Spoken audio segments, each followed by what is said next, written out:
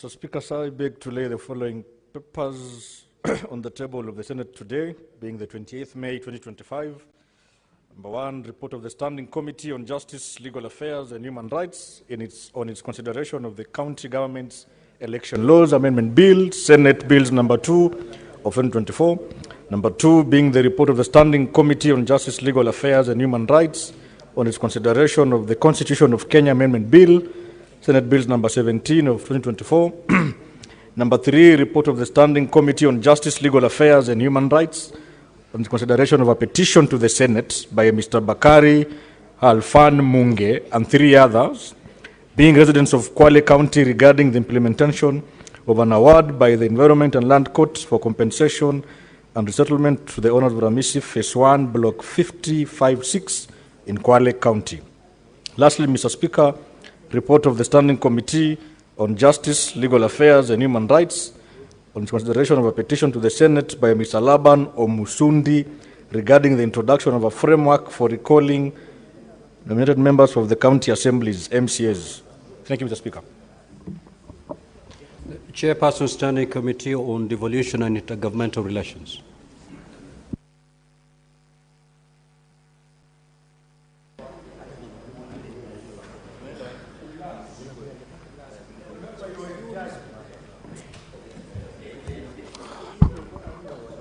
Honorable Speaker, sir, I beg to lay the following papers on the table of the Senate today, 28 May 2025, report of the Standing Committee on Devolution and Intergovernmental Relations on this inquiry, the state of governance and the county government of Garissa arising from the statement sought by Senator Abdul Haji, MP. Thank you, Mr. Speaker. I beg to lay. Next order, clerk.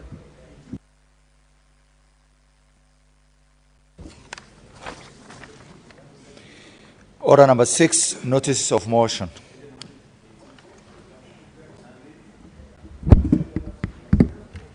Chairperson, Liaison Committee. Senator Mandago.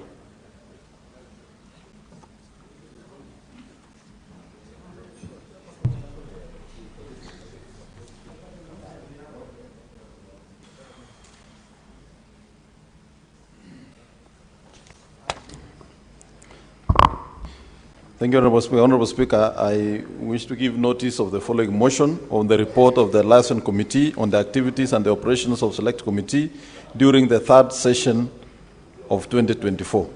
That the Senate notes the report of the Liaison Committee on the activities and operations of Select Committees during the third session, pursuant to Standing Order 224-2, laid on the table of the Senate on Wednesday, 28 May 2025. Chairperson Jailak.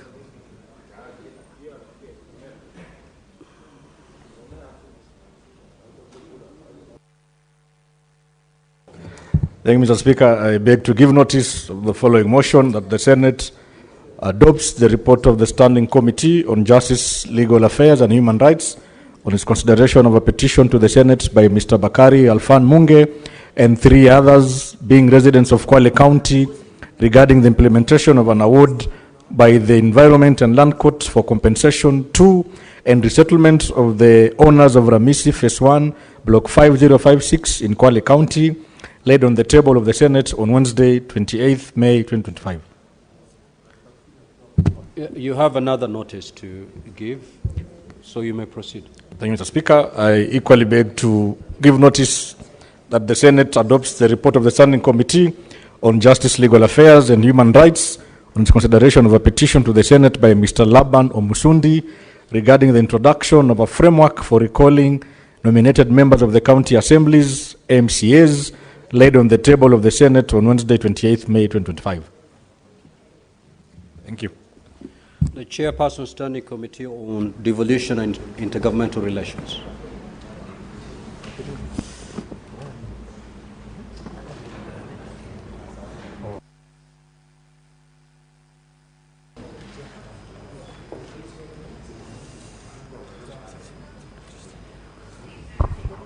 Honorable Speaker, I beg to the Senate, I request the Senate to adopt the report of the Standing Committee on Devolution and Intergovernmental Relations on its inquiry into the state of governance in the county Senator Abbas, Yes, sir. you are giving notice. Okay.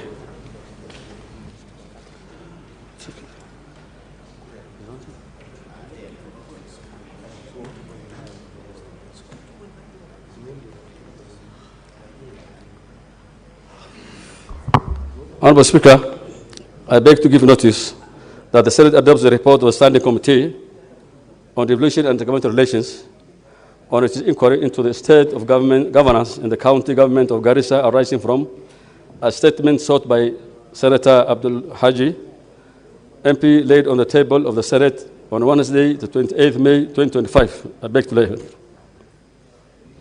Senator for Nandi, the Honorable Samson Chirange.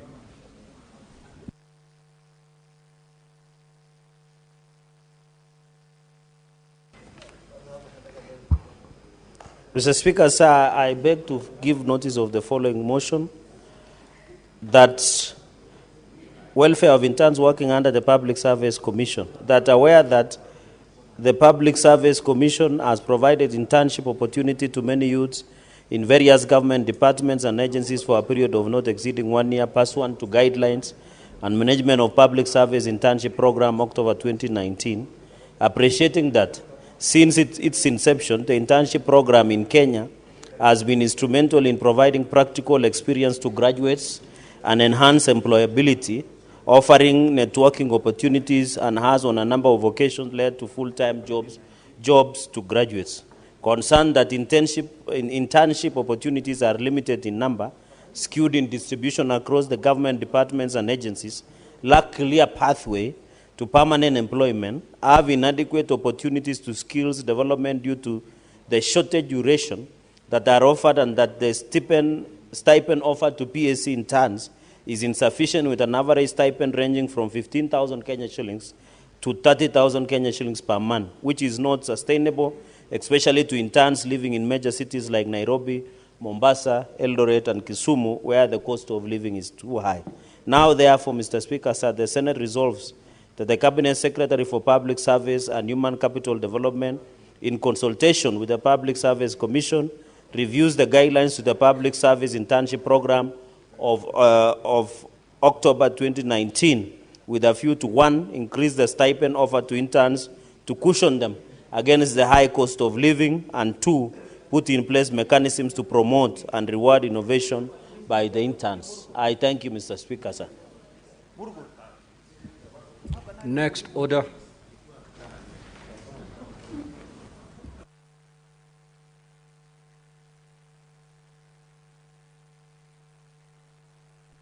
Now, honorable senators, before the clerk calls the next order, allow me to make this communication.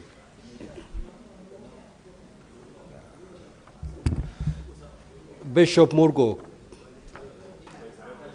Reverend, kindly take your seat. He is a man of God, all the same, nevertheless. Now, honorable senators, I would like to acknowledge the presence in the public gallery this afternoon of visiting teachers and students from Frithov Eugene Bays Academy in Kajiado County. The delegation comprises 25 teachers and 73 students who are in the Senate for a one-day academic exposition. Honorable senators, in our usual tradition of receiving and welcoming guests to Parliament, I extend a warm welcome to them, and on behalf of the Senate and my own behalf, wish them a fruitful visit. I will ask the Senator for Nairobi City County under 1 minute to extend. Oh, okay. Senator Seki, the senator who was elected by many people, if I recall. You may proceed.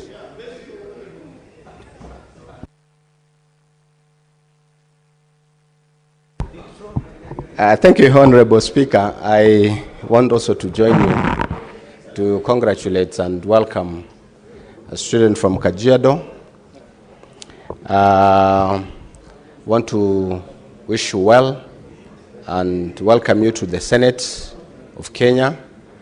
And I believe that you will learn much more in this session until when you leave this place. Otherwise, thank you very much for coming to take note on these issues that are being taken in this Senate.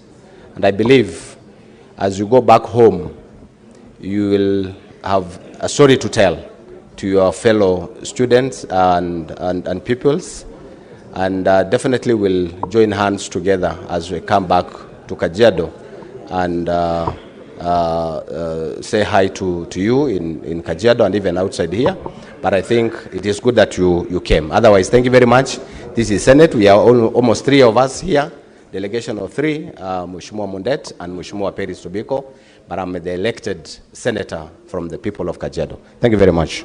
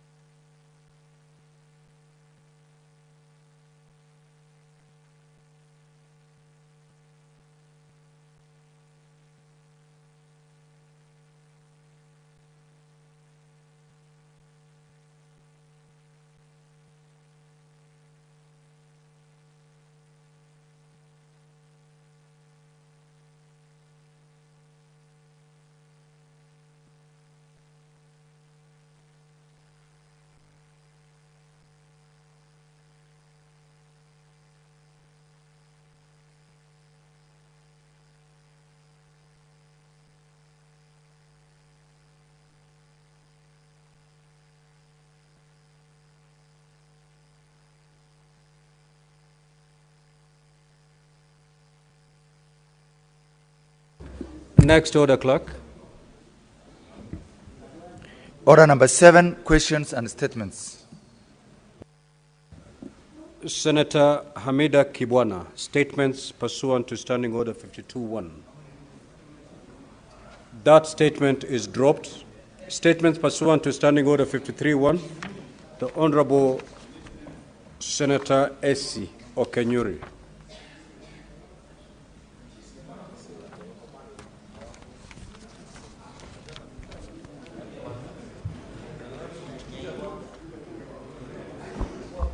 Thank you, Mr. Speaker. A request for statement on the challenges arising from the upgraded ticketing and queuing system at the Nairobi National Park. Mr. Speaker, sir, I rise pursuant to Standing Order 53-1 to seek a statement from the Standing Committee on Trade, Industrialization and Tourism on a matter of national concern on the implementation of a new ticketing and queuing system by the Kenya Wildlife Service at Nairobi National Park, rolled out on the 5th of February 2025. Mr. Speaker, sir, although introduced as a pilot initiative to improve efficiency and streamline visitor access, the system has resulted in prolonged delays, visitor dissatisfaction, and concerns over possible misconduct by staff. These challenges, if not addressed, may negatively affect our tourism revenue and Kenya's image as a preferred wildlife tourism destination. In the statement, the committee should therefore address the following. 1, the rollout and technical implementation of the upgraded ticketing and queuing system at Nairobi National Park, including the objectives of the pilot phase and how it was structured. 2, the reasons for the continued delays and inefficiencies experienced by park visitors since the launch of the system, identifying whether these are due to technical, operational, or human resource challenges. 3, reports or investigations into cases of misconduct involving KWS staff, particularly concerning irregular entry procedures. 4, the impact of the new system on visitor numbers, satisfaction and revenue collection at Nairobi National Park since February 2025. And finally, the internal assessment and feedback mechanisms established by KWS to monitor system performance and the steps being taken to resolve the current inefficiencies and ensure a smooth visitor experience going forward. Senator Okenyuri Esther, thank you. Senator Richard Onyonka.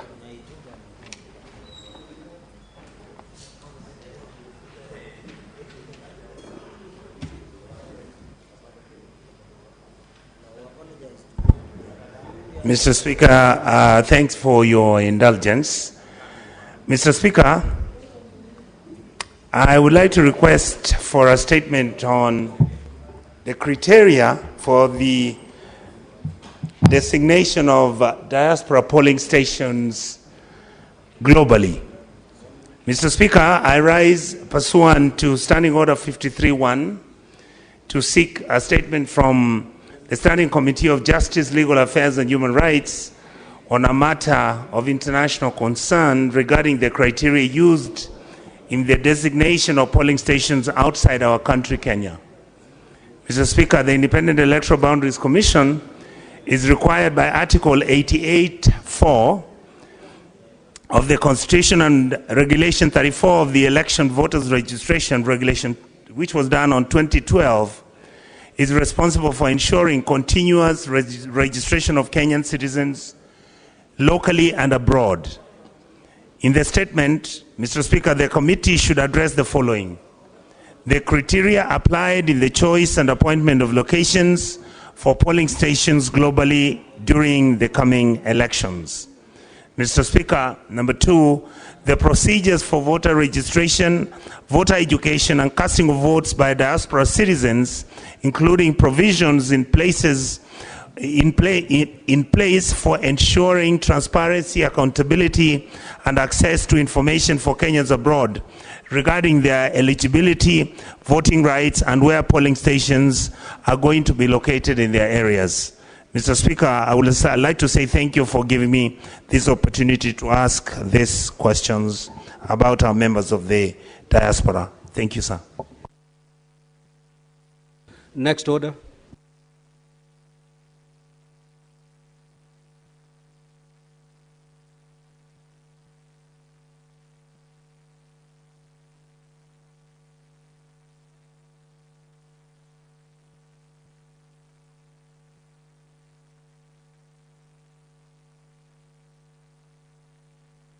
Now, honorable senators, if you look at your order paper, order number 8 to 13, these orders are up for division, and therefore we'll call them at once. Proceed to ring the bell, and then proceed to do divisions. Clerk, proceed to call those orders. Order number 8, motion. The report of the Standing Committee on Finance and Budget on the county government's additional allocations cash disbursement schedule for the financial year 2024-2025 division. Order number 9, the division of revenue bill, National Assembly bills number 10 of 2025, second reading division. Order number 10, the sports amendment bill, Senate bills number 33 of 2024. Second reading division. Order number 11, the sports amendment number 2 bill, Senate bills number 45 of 2024, second reading division. Order number 12, the creative economy support bill, Senate bills number 30 of 2024, second reading division. Order number 13, the cooperatives bill, National Assembly bills number 7 of 2024, second reading division. Sergeant at Arms, kindly ring the division bell for 5 minutes.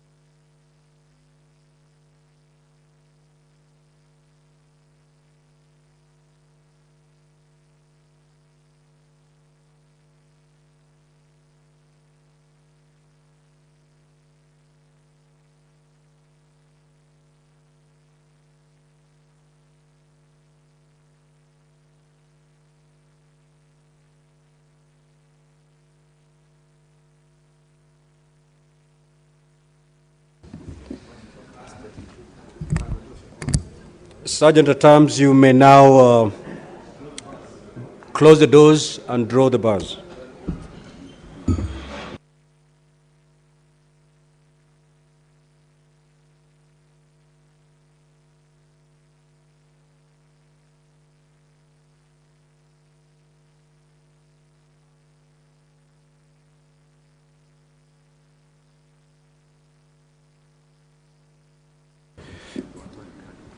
Now, honorable senators, before we do the actual voting, kindly log out.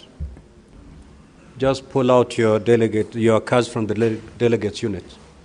And Sergeant at Arms, just go around and pick the unattended cards.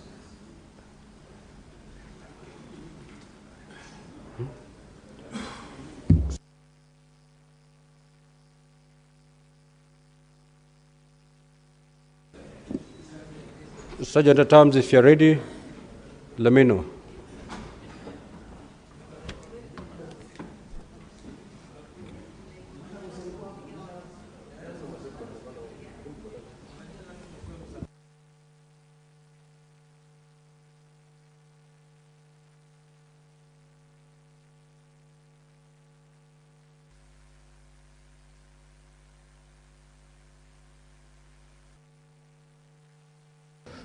Sergeant at Arms, are we ready? Thank you. Honorable Senators, you may now log back into the delegate unit. Before you vote, allow me to put the question on order number 8. That the Senate adopts the report of the Standing Committee on Finance and Budget on the county government's additional allocations, cash disbursement schedule for the financial year 2024-2025, laid on the table of the Senate on Tuesday, the 27th of May, 2025, and that pursuant to Section 17.7 of the County Government's Additional Allocations, Section 17.7 of the Public Finance Management Act, the Senate approves the County Government's Additional Allocations Cash Disbursement Schedule for the financial year 2024-2025. Clerk, what's wrong with the system?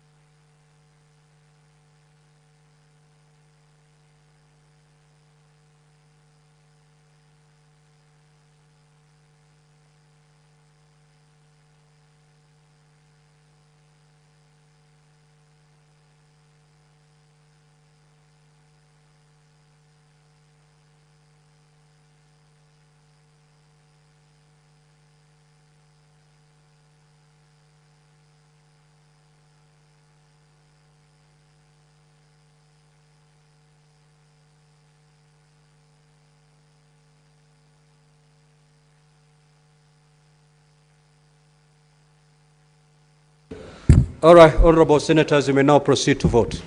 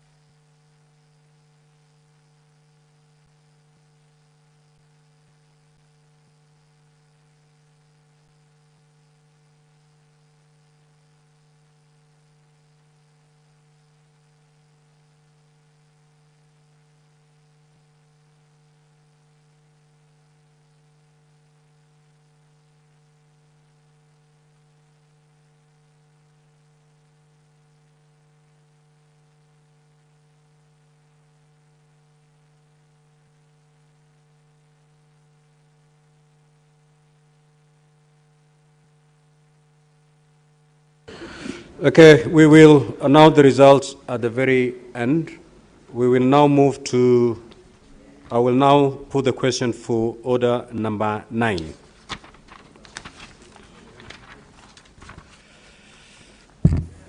Which is the Division of Revenue Bill, National Assembly Bills number 10 of 2025, be now read a second time. May you put the system up and running?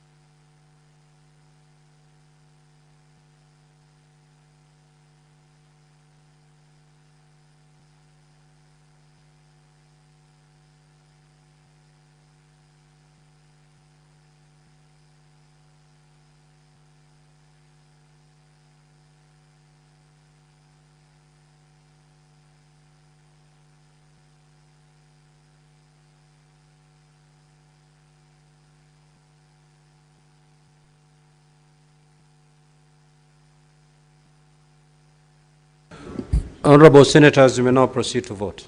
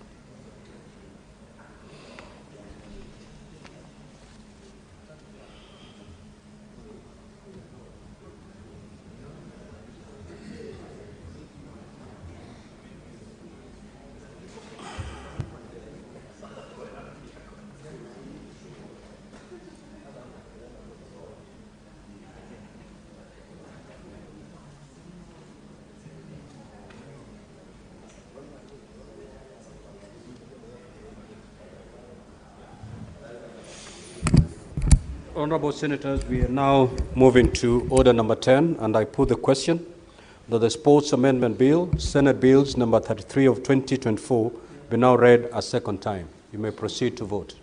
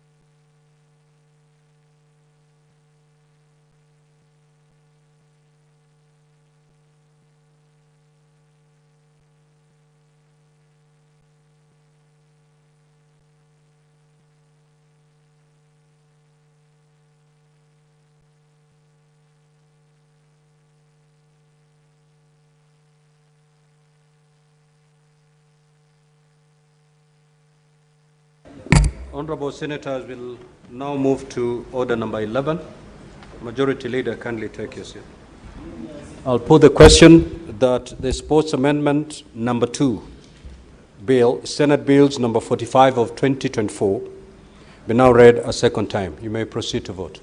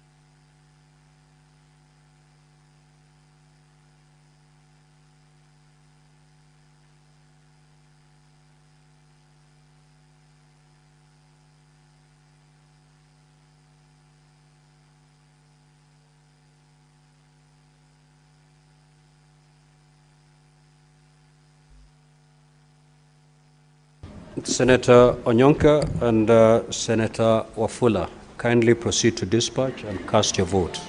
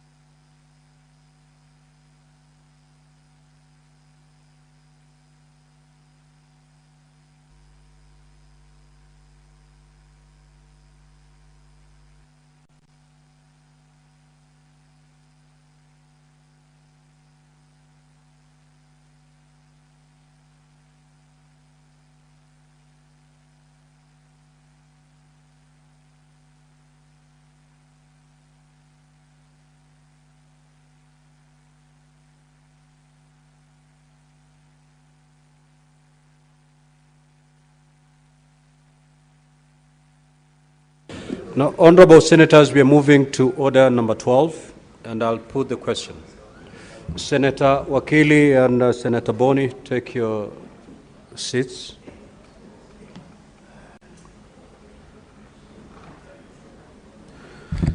I proceed to put the question that the Creative Economy Bill, Senate Bill number 30 of 2024, be now read a second time. You may proceed to vote.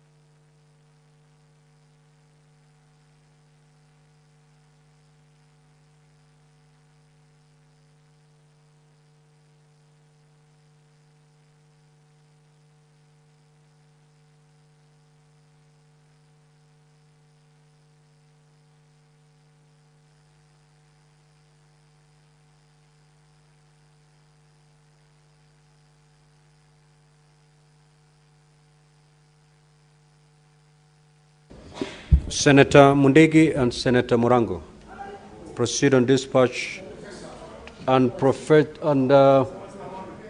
Honorable Senator Wafula.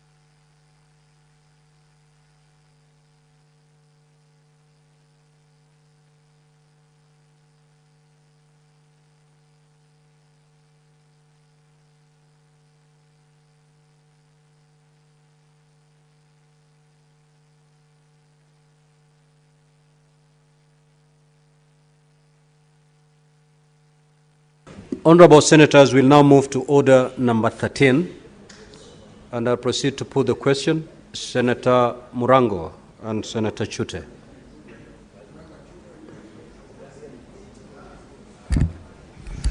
That the Cooperatives Bill, National Assembly Bill number 7 of 2024, be now read a second time. You may now proceed to vote.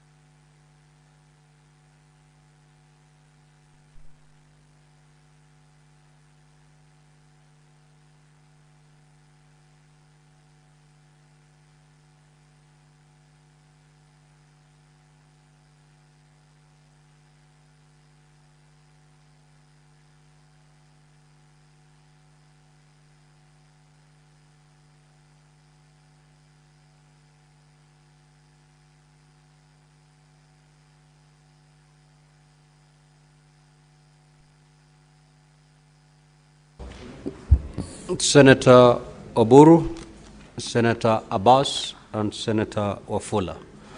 Proceed to dispatch and cast your vote.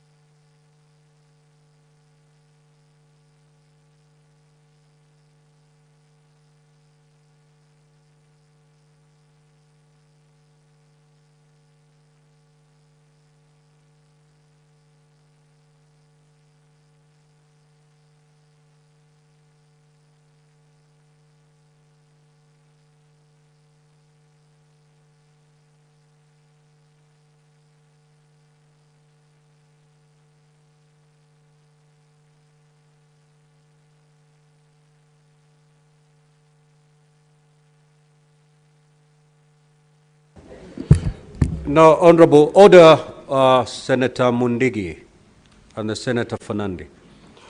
The result for the division are as follows. For order number 8, the ayes are 28 and the noes 0, abstention 0. So the ayes have it. For order number 9, the ayes are 28, nays at 0, abstention at 0. So the ayes have it. A bill for an act of parliament to provide for the equitable division of revenue raised nationally between the national and county governments in the 2025-2026 financial year and for connected purposes. For order number 10,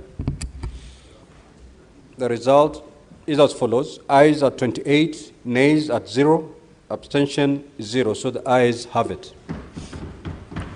A bill for an act of parliament to amend the Sports Act and for connected purposes. The results for order number 11, ayes 28, nays 0, abstention 0. So the ayes have it. A bill for an act of parliament to amend the Sports Act to create county academies of sports to protect minors in sports and for connected purposes. The results of the division on order number 12, ayes are 28, nays 0, abstention 0. So the ayes have it. A bill for an act of parliament to establish mechanisms for the support of persons in creative industry, to enhance the contribution of creative industry to the economy, to establish the Creatives Fund, and for connected purposes. The resultant division on order number 13, ayes 28, nays 0, abstention 0. So the ayes have it. A bill for an act of parliament to establish the Office of Commissioner for Cooperative Development at the national level and the Office of the County Director for Cooperatives in each county government to provide for promotion, registration, and regulation of cooperatives, to provide for intergovernmental cooperative relations, and for connected purposes. Sergeant at Arms, you may now withdraw the bar and open the doors.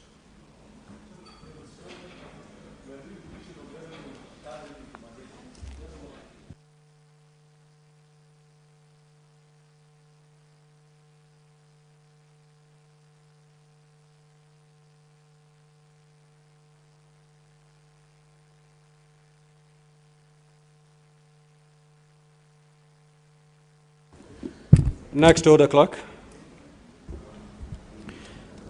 Order number 14, Committee of the Whole.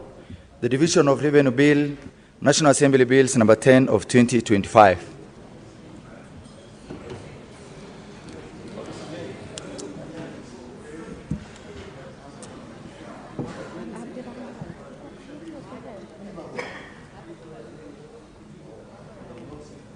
Who is helping?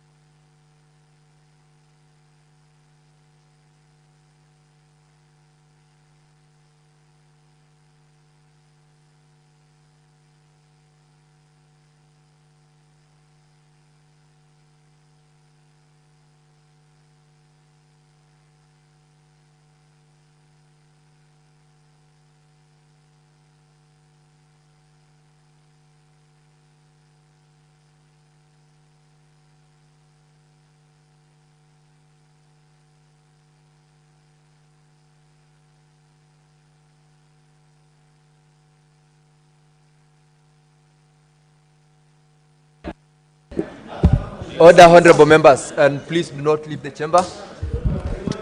Let us take our seats. Majority Whip, Senator Sifuna, let us resume our seats.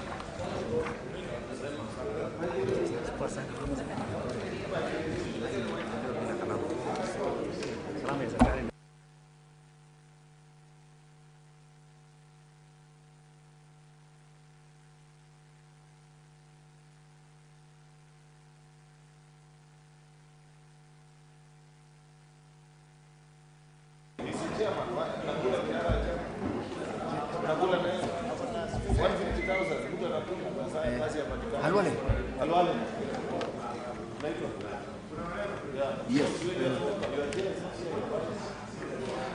You will move the amendments. Yeah, move. Chairman is not there. Where are they?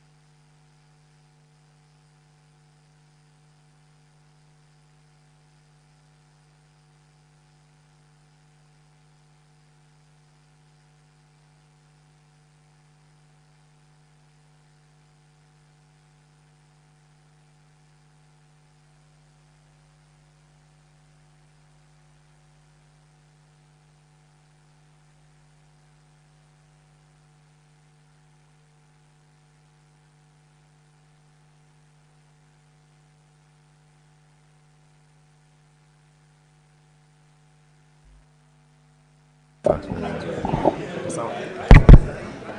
right.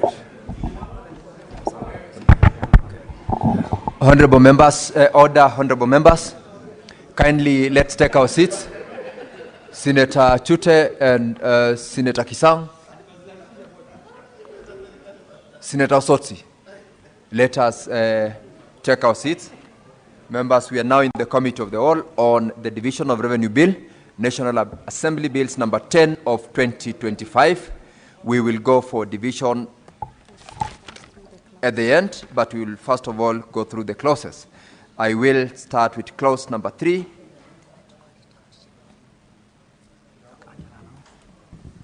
Clause 3.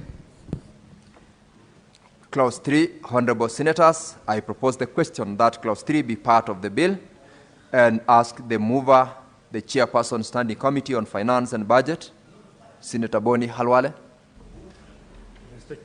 Mr. Chairman, I propose that it be amended as it is on the order paper. I now propose the question that Clause 3 be amended as proposed, and I put the question that Clause 3 be amended as proposed. Division at the end. Next. Clauses 4 and 5. Honorable members, I propose the question that clauses 4 and 5 be part of the bill, and I put the question that clauses 4 and 5 be part of the bill. Division at the end. The schedule. Honorable members, I propose the question that the schedule be part of the bill and direct the mover, the Chairperson, Standing Committee on Finance and Budget, to move. Mr. Chairman, I move that the bill be amended by deleting the schedule and substituting, therefore, the following new clause as on the order paper. I now propose the question that the schedule be amended as proposed, and I put the question that the schedule be amended as proposed. Division at the end. Clauses 2, the title, and Clause 1. Honorable members, I propose the question that Clause 2, the title, and Clause 1 be part of the bill, and I put the question that Clause 2, the title, and Clause 1 be part of the bill. Division at the end.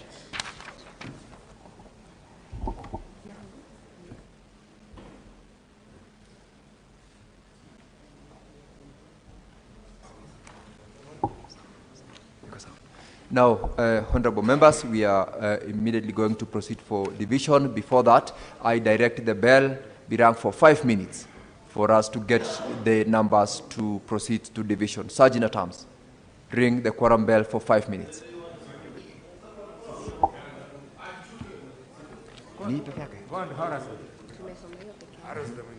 Situngenda zote.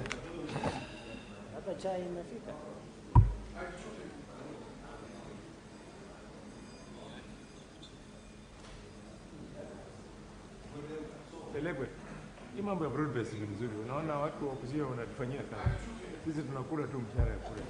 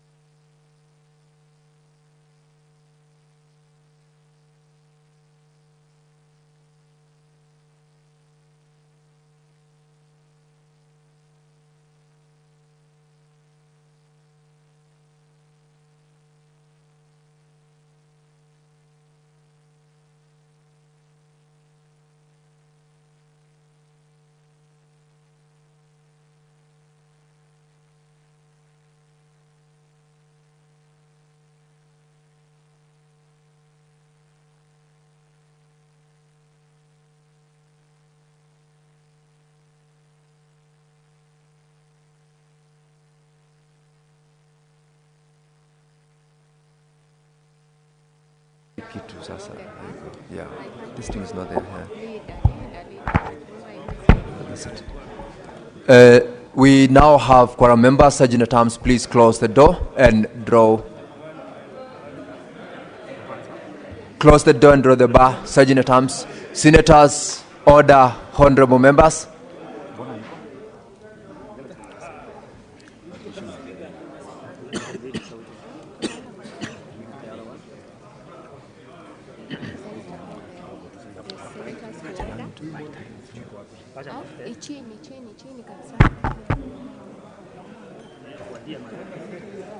Honorable members, take your seats. Honorable senators, take your seats.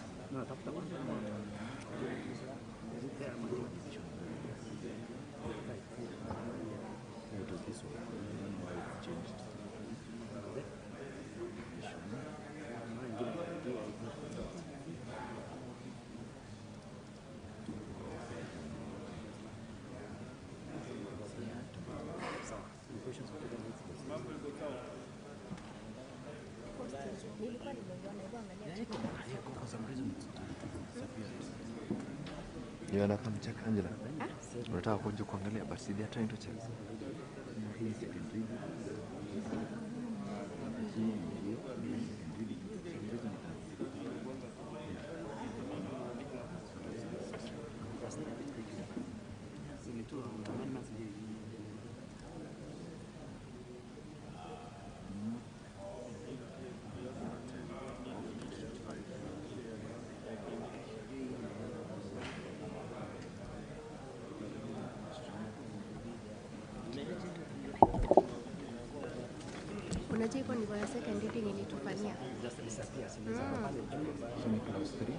We amended as proposed. You can't put them together. You can't put them together. If one fails, itakuwa mbaya. Give them a choice. What it's okay, don't worry. Just say don't put clause 3 in the schedule. Just put clause 3 be amended. Clause 3 be amended. Clause 4 and 5. Don't put them together.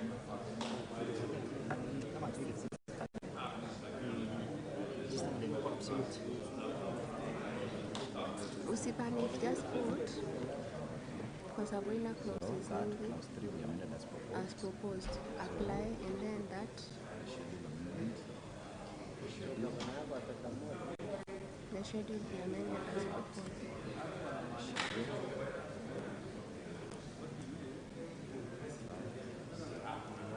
And then that clause 3 as amended.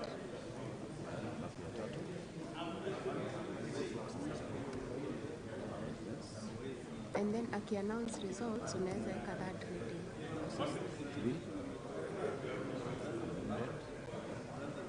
4 and 5, the schedule. Clause 2, the title, and clause 1 be part of the bill. Ilipotea. Be part of the bill.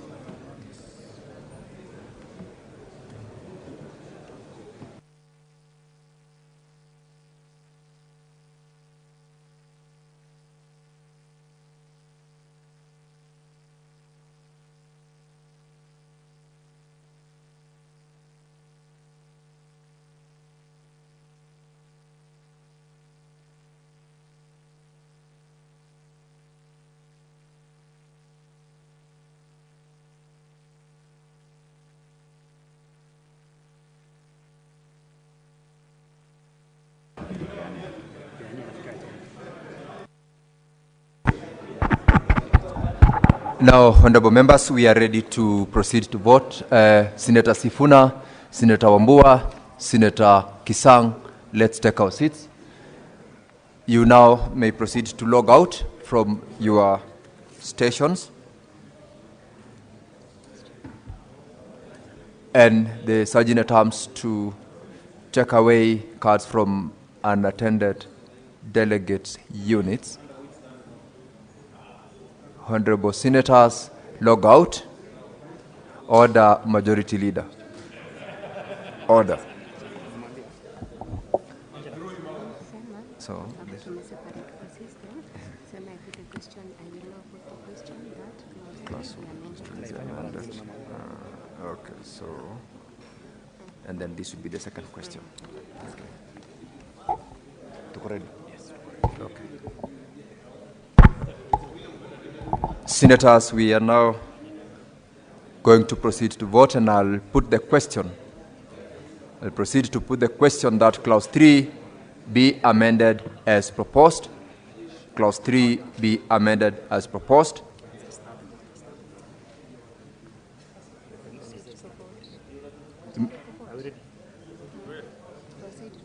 You may now proceed to vote.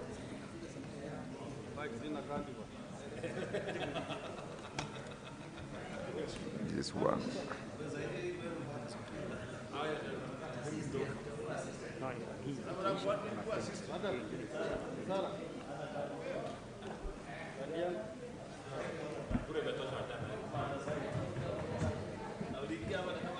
Imefika 25.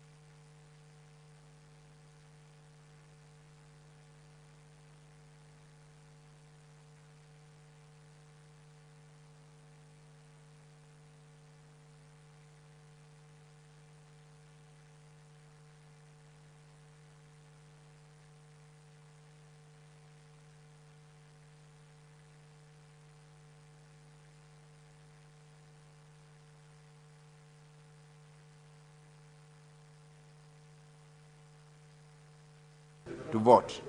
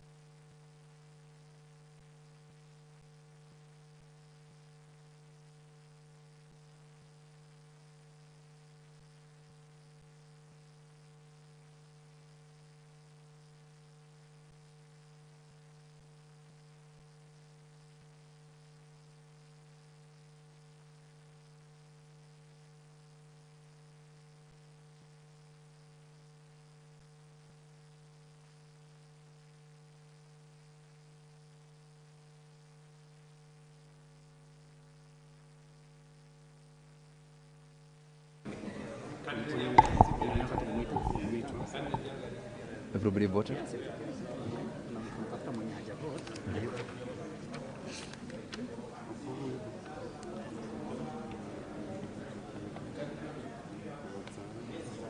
Mwanzo hayuko.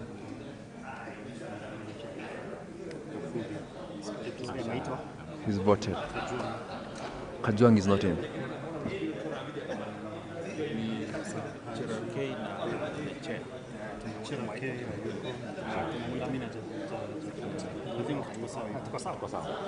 Honorable members, we are now proceeding to the next clause, and I put the question that the schedule be amended as proposed. Order, honorable senators. I put the question that the schedule be amended as proposed. You may proceed to vote.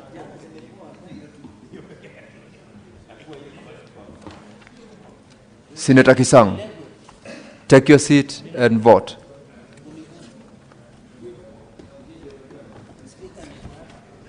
Nimekuona.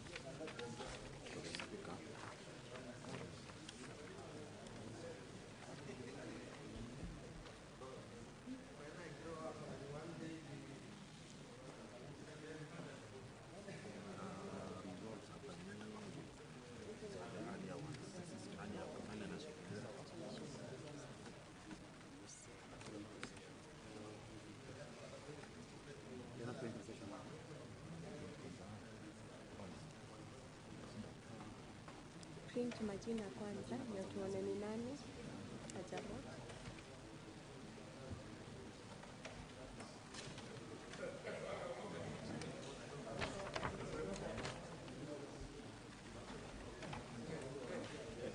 Print another copy. Angela, confirm.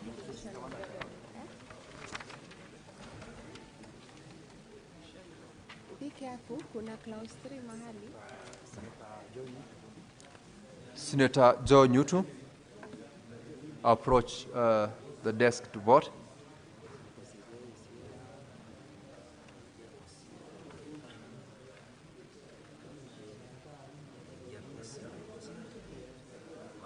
Yes, I'm vote. Your name? Vote color yes, na signature. Weka no.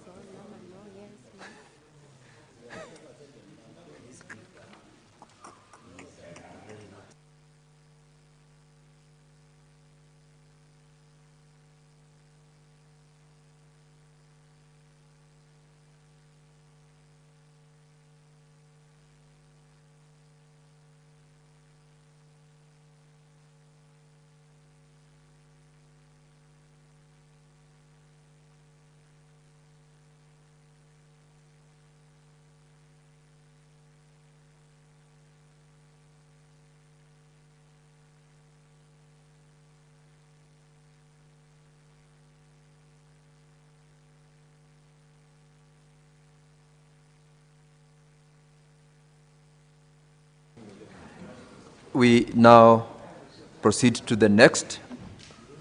I put this question on all clauses. I put the question that clause 3 as amended, clause 4, clause 5, the schedule as amended, clause 2, the title, and clause 1 be part of the bill. Honorable members, you may now proceed to vote. That's it. Video. To announce results actually.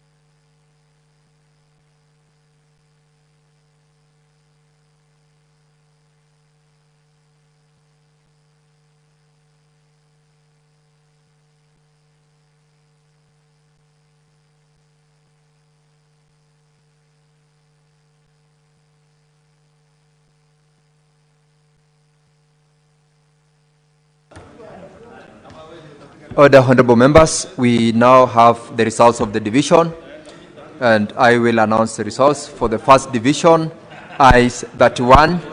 Order, honorable members. Senator Mofaya, take your seat, please.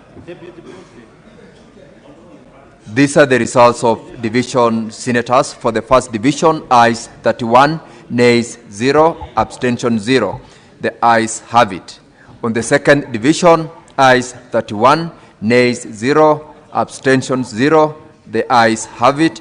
And lastly, on the third division, ayes 31, nays 0, abstentions 0. The ayes have it.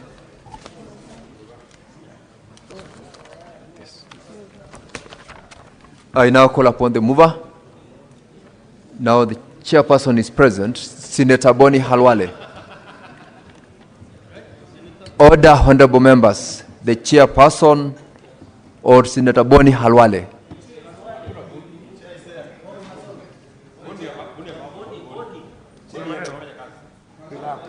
Everybody stand up. Mr. Chairman, sir, I beg to move that the committee do report to the Senate its consideration of the Division of Revenue Bill, National Bills number 10 of 2025, and its approval thereof with amendments. Thank you, Mr. Speaker. Honorable Senators, I now put the question that the committee do report to the Senate its consideration of the Division of Revenue Bill, National Assembly Bills number 10 of 2025, and its approval thereof with amendments. Now, will as many as of that opinion say aye? Aye. Will as many as of a contrary opinion say nay? The ayes have it. Mr. Speaker.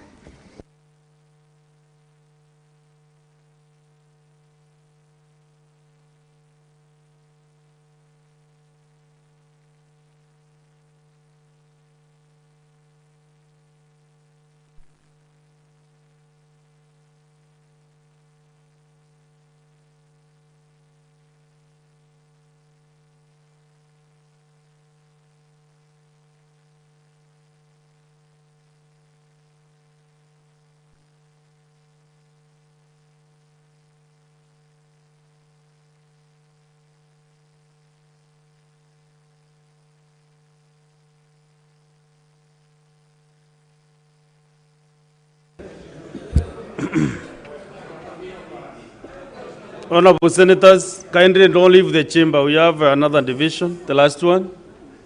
Let's have on Senator Chute. Senator Olsosi, I don't know what the campaign you have this afternoon.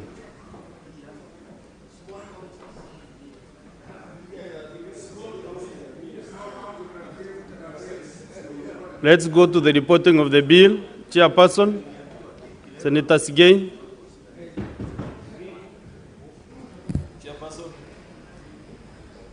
Mr. Speaker, I beg to report that the Committee of the Whole has considered the Division of Revenue Bill, National Assembly Bills number 10 of 2025, and its approval thereof with amendments. Mover. Mr. Speaker, sir, I beg to move that the House doth agree with the committee in the said report. I beg you pardon? What did you say? Mr. Speaker, sir, I beg to move that the House doth agree with the committee in the said report. Now give the majority leader to move, because now you are misleading us with your endorsement. Mr. Speaker, sir, Mr. Speaker, sir, the mover is the majority leader. Let him do his work. Mr. Speaker, sir, the correct reading is doth, not do. Now it's doth. The House so informed. This afternoon, I am not ready for any lessons. I'm not doing any lessons.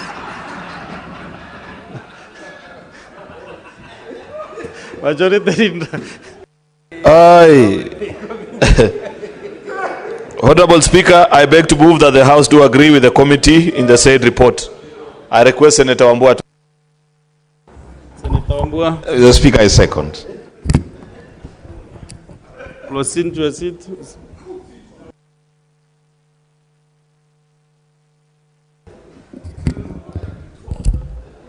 Senator Mboni.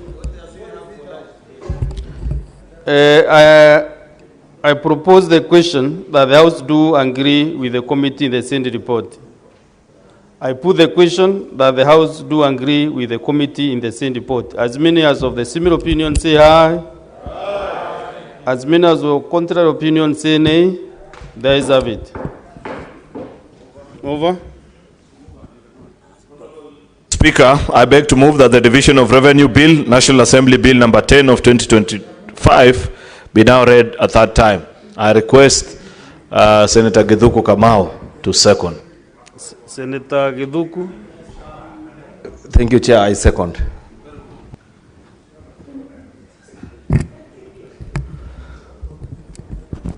I propose the question that the Division of Revenue Bill, National Assembly Bills number 10 of 2025, be now read at that time. I thought there is a senator who wants to give an input. So I put the question that the Division of Revenue Bill, National Assembly Bills number 10 of 2025, be now read at that time. Yeah, we are going to the division. Oh, sorry.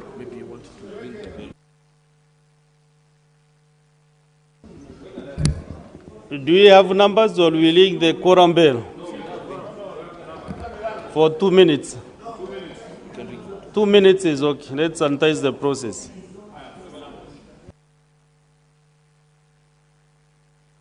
Sergeant Tatams, ring the quorum bell for 2 minutes. And also, you take out the unattended cans. Meanwhile,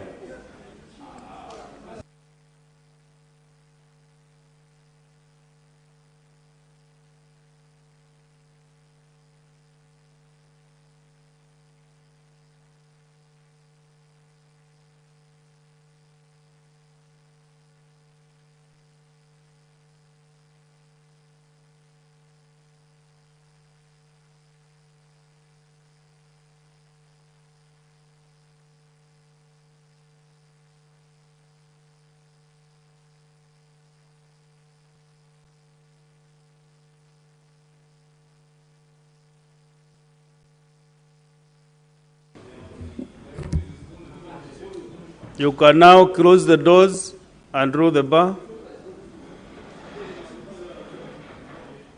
And then senators, honorable senators, proceed to vote. You can now vote. No, you are not voting on your phones, kindly senators. Proceed to vote. No.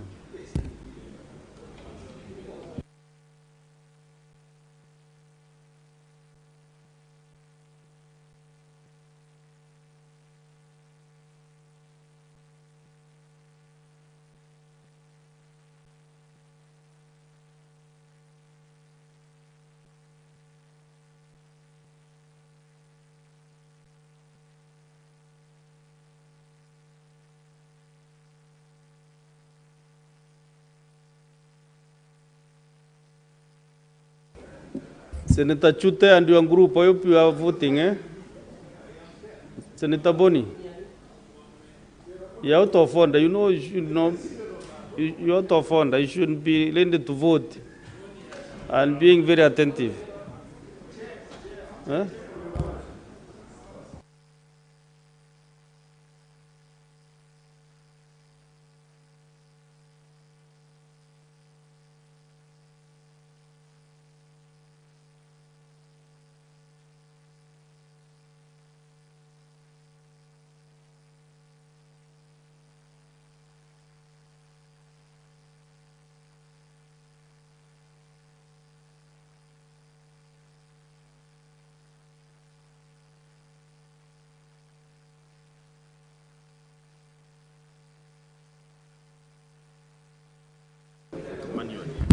Senator Oburu Odinga, Senator Onyonka, and Senator Mungatana approach the table.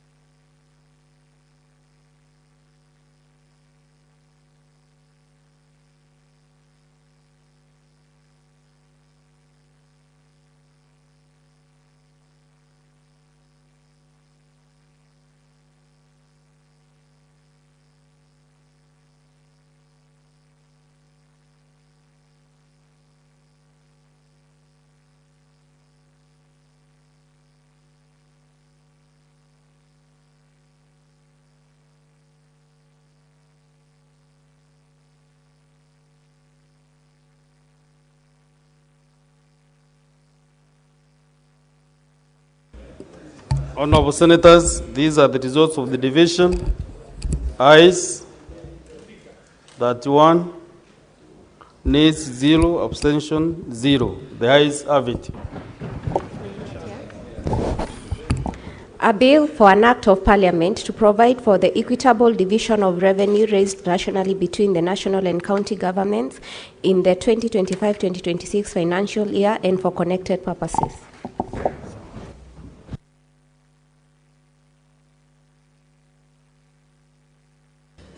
You can now open the doors and withdraw the bars.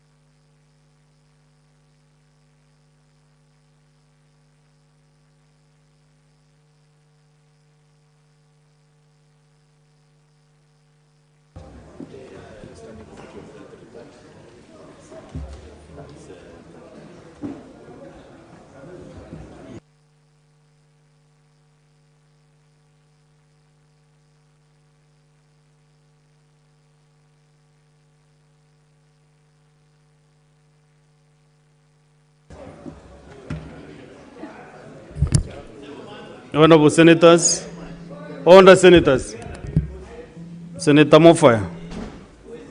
Honorable Senators, we reorganize the business of the day. We defer under 15, 16, and 17. Now we go to order number 18. Clerk.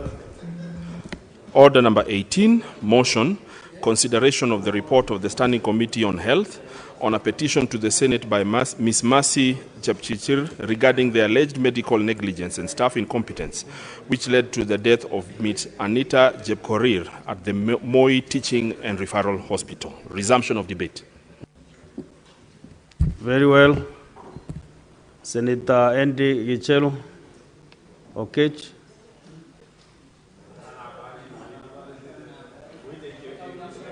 Senator Chalagay Samson.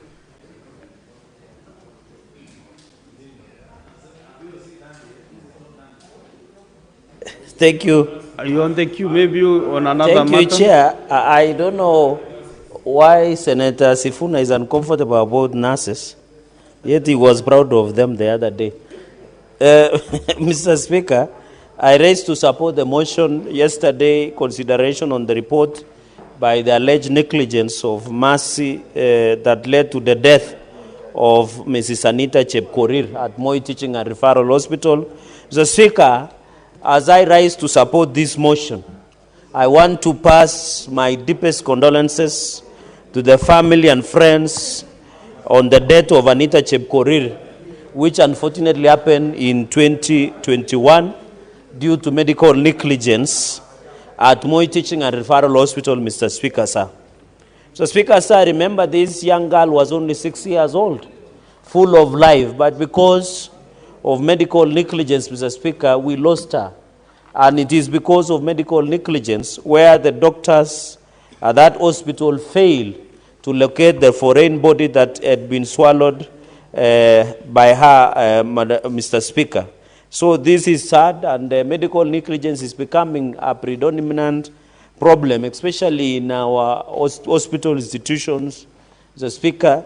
And the procedure that was performed, Speaker, did not, and in the process of doing surgical procedures, Mr. Speaker, sir, the doctors led by Dr. Odinga and the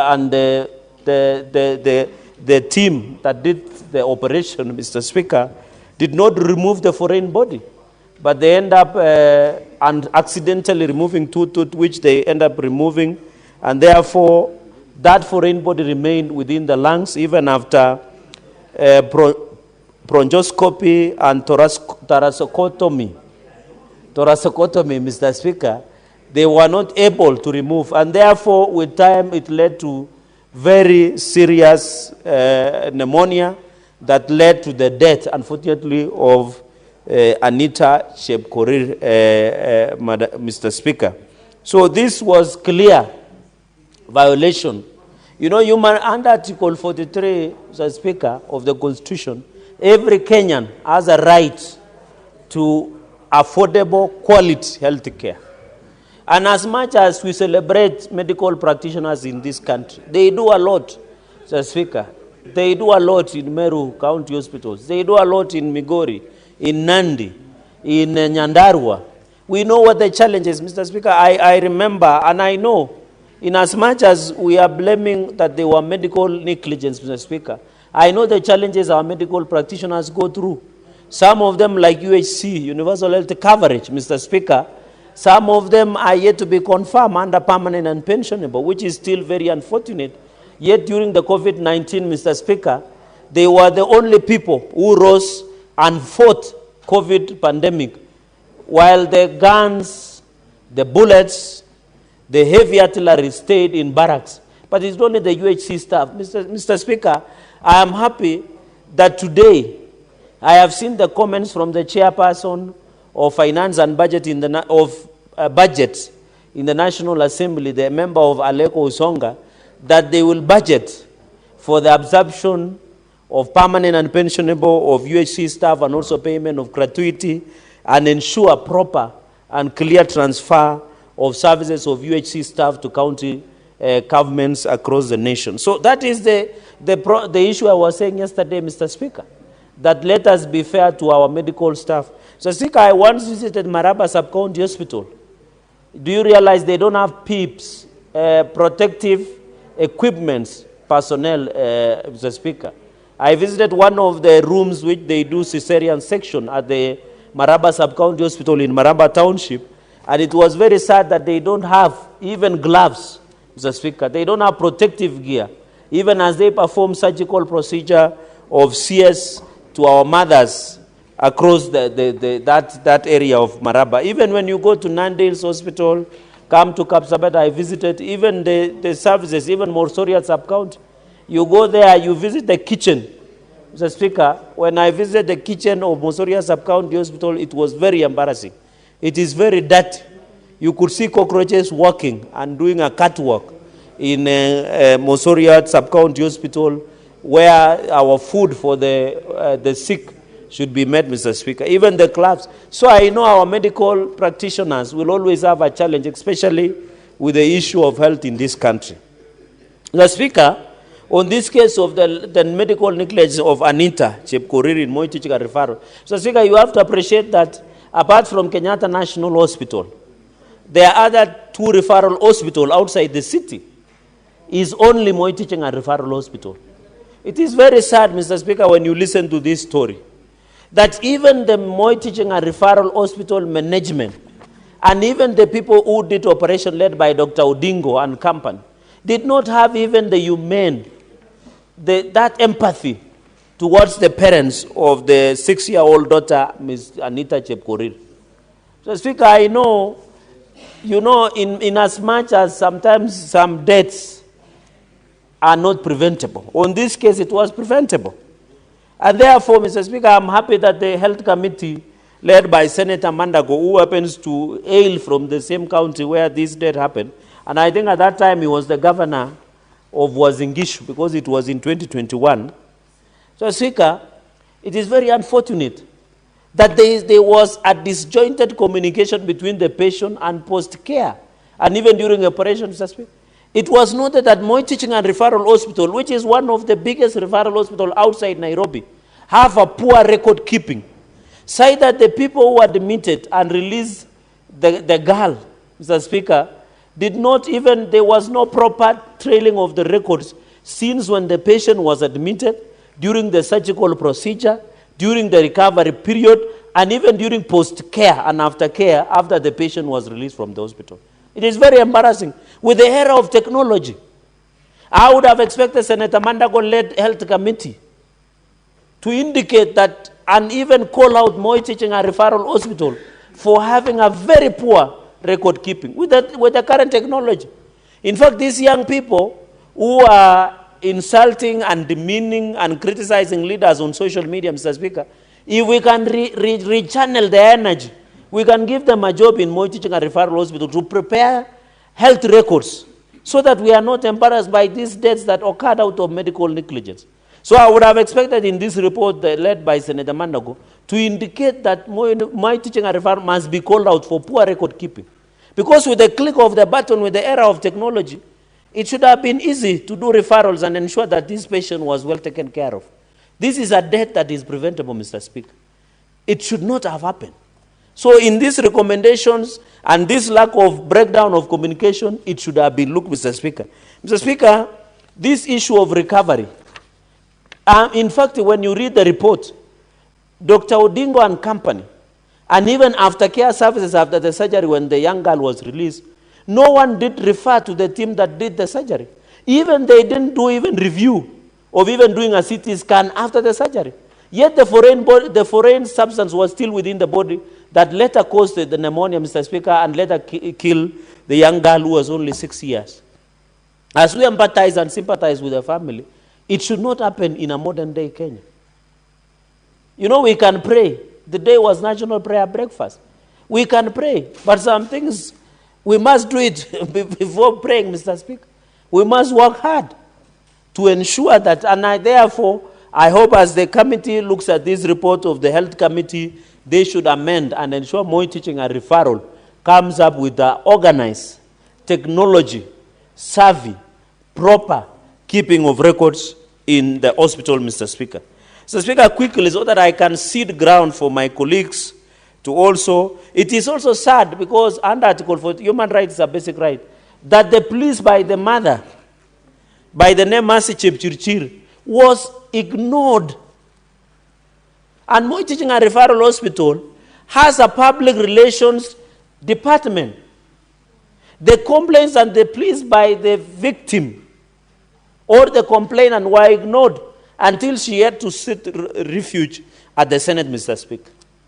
We must be told, I expected in this report by the health to recommend administrative action against Public Relations Office of Moi Teaching and Referral Hospital in Eldoret to tell us why did they ignore. So, Speaker, imagine you are a parent. All of us are parents here. I don't know about Medu, but all of us who are parents, and also Senator Eddy, I'm not aware whether they are parents or not, unless they go on record to tell us they are. Mr. Speaker, all of us are parents. We know the pain of losing a child. Imagine that when she wanted to complain before the hospital, Mr. Speaker, there was no even empathy to listen to. This is somebody's child we have lost, Mr. Speaker. Therefore, I expected the Health Committee to recommend that administrative action must be taken against public relations officers and any person who deals with relations of public, Mr. Speaker, at Moi Teaching and Referral Hospital. Mr. Speaker, that is the only list we could do. I can imagine if this is Moi Teaching and Referral Hospital, how many hospitals have lost their lives? I remember a case in Isero, Mr. Speaker. There is a girl who delivered properly in Kabiyet and she was later brought to Mosoriat where she bled to death. The county government of Nandi did little or nothing to even give counseling or even that listening here for the complaint against negligence where she had gone to deliver and there was a botched cesarean section procedure, Mr. Speaker. So I want to call upon that we must be empathic, even in this report, and I hope there is members of health in this committee. So, Speaker, even in this report, they have not recommended for socio-psychological support to the parent. Because after losing the child, they can even go into stress, they can go even they can even develop some stress and even, Mr. Speaker, they can even have suicidal thoughts. This is somebody who has lost a child, Mr. Speaker. So I hope in the future, and this is my advice to the committees, Mr. Speaker, you are aware in the Constitution, you are one of the long-serving members of Parliament in this House. The Senate and Parliament enjoys the High Court status. So whenever we make recommendations, we must make recommendations like the High Court. Mr. Speaker, let's quickly go to the recommendations that this committee did develop. I'm happy, but I'm sad. What the committee recommended is sweet and sour. like a Chinese dish, trying to run away from this responsibility and then apportioning blame.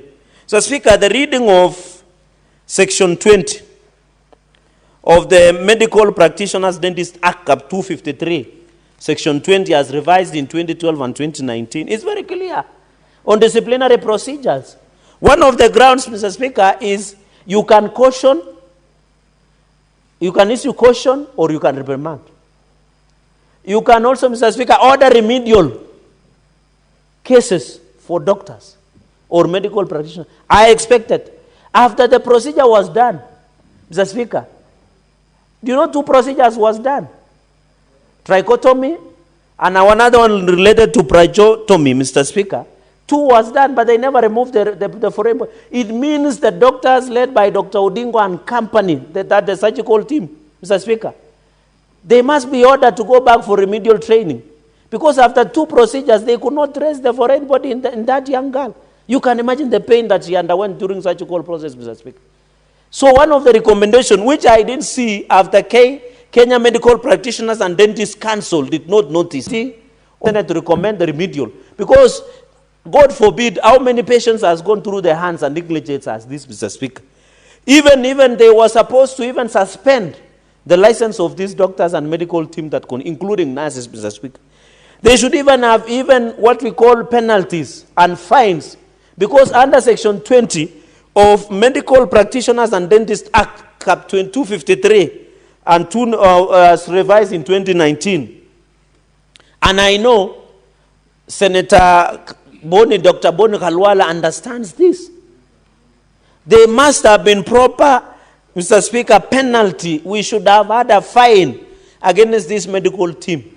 One is caution, another one is reprimand, another one is even I would have expected a probation. They should have done a probation, Mr. Speaker, for this medical team, including the team leader, Dr. Odinga and company. They should have been taken for probation even 6 months for remedial courses, and also being supervised by Kenya Medical and Dentist Practitioners Council, Mr. Speaker. So that we are certain, if today this report is public, if today a patient is supposed to go through under procedure of a team led by Dr. Odinga, do you still, Mr. Speaker, have the confidence that the procedure will be successful, Mr. Speaker?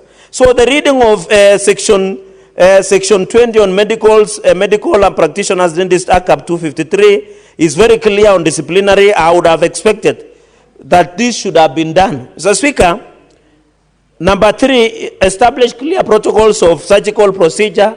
I agree that they must be clear so that, Mr. Speaker, I'm told in the second operation, and whether Senator Khalwala will tell us this, in the second operation, there was no consent from the family or the guardian. They did second operation without the consent of the family. This is a clear violation and a clear criminal medical negligence, Mr. Speaker. How can you perform a procedure without the consent of the guardian or the family? The law is very clear. And that is why I'm saying Section 20 of Medical Practitioners and Dentists Act, Cap 253, should have come heavy, with big, and ensure that there was at least proper punishment. But saying disciplinary procedures to be reviewed, investigate professional conduct, Mr. Speaker says that after the disciplinary action, the only recourse is after 30 days you can appeal to High Court, Mr. Speaker, as per the law. And therefore, I think that on the issue of medical procedures, surgical, it must be followed so that we ensure that critical medical procedures are all taken care of. I hope this medical negligence of Anita should be the last one. You saw Dr. Chacha of Kenyatta National Hospital. He was a doctor in Kenyatta National Hospital, but he could not be treated because he doesn't have money. Yet he is the doctor who was doing, who was working in Kapsabet, not Kapsabet, Kenyatta National Hospital referral, Mr. Speaker. When you look even at the patient advocacy, I disagree with this recommendation.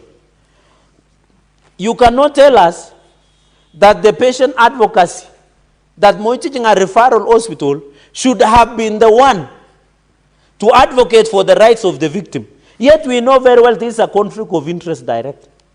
How can you expect an advocate, patient advocacy within, Mr. Speaker, to come up and support, Mr. Speaker? So, Mr. Speaker, this motion and this report, I agree with recommendations, but we must be in future ensure, and I want to appeal to Kenya Medical Practitioners and Dentists Union, KMPDC, must come back and ensure that they arrest the rising cases of criminal medical negligences in our facilities, Mr. Speaker. We are losing so many mothers during CS procedures in most of our facilities. When my mother goes to give birth, you are told she underwent a CS, then complications arose, then they die, Mr. Speaker. It cannot be. The KMPDC must come to the rescue of Kenyans.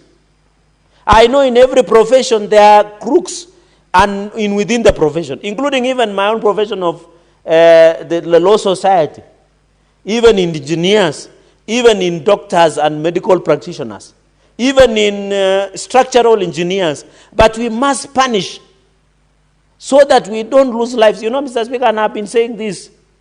You know, when you're handling human life, it is so sensitive. Because when you lose somebody, you never recover them.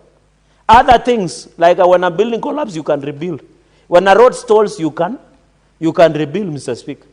So even as we pray for this nation, in the national prayer breakfast, we must confront serious challenges that is facing this nation, including medical negligence, including corruption, including bad governance, including poor development, Mr. Speaker.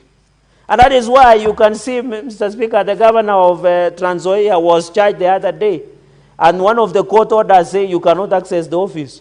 Today he was in office. So there is impunity in this country. He was in office, saying Odoma Mashinani office. Yet the courts rule in the court order that he should not step in the office of the governor until the corruption allegation of 1.2 billion is cleared or is upheld, Mr. Speaker. This is a country of impunity, where somebody wakes up, Mr. Speaker, and I want to thank the president because he was gracious today. I would have expected my majority whip will do that, but let me do the honors. I want to thank the president for requesting for forgiveness from Tanzania, from our neighbors, including Uganda, and also for forgiveness from Gen Zs, Mr. Speaker. It takes a real leader to request for forgiveness.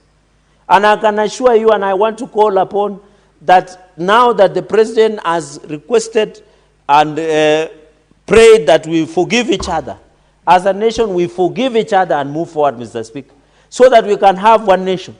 I want to appeal to Tanzania's members of parliament that even if English is not their priority, they should not also insult us in Kiswahili. We are also telling them, let us have one united East African nation where we are proud of, Mr. Speaker. And that is what I want to appeal as we go into the future. With this motion, Mr. Speaker, let us ensure that we finish issues of medical negligence in this country. Thank you, Mr. Speaker, for that indulgence, and I support this motion on this matter, Mr. Speaker. Thank you. Next is Senator Okech Endi.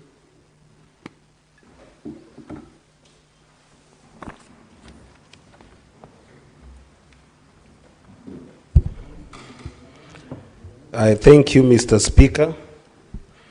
And this is one of those hardest motions to contribute to. Because, Mr. Speaker, one life lost in the hands of caregivers, in the hands of places of recourse in a country like Kenya today is way too many.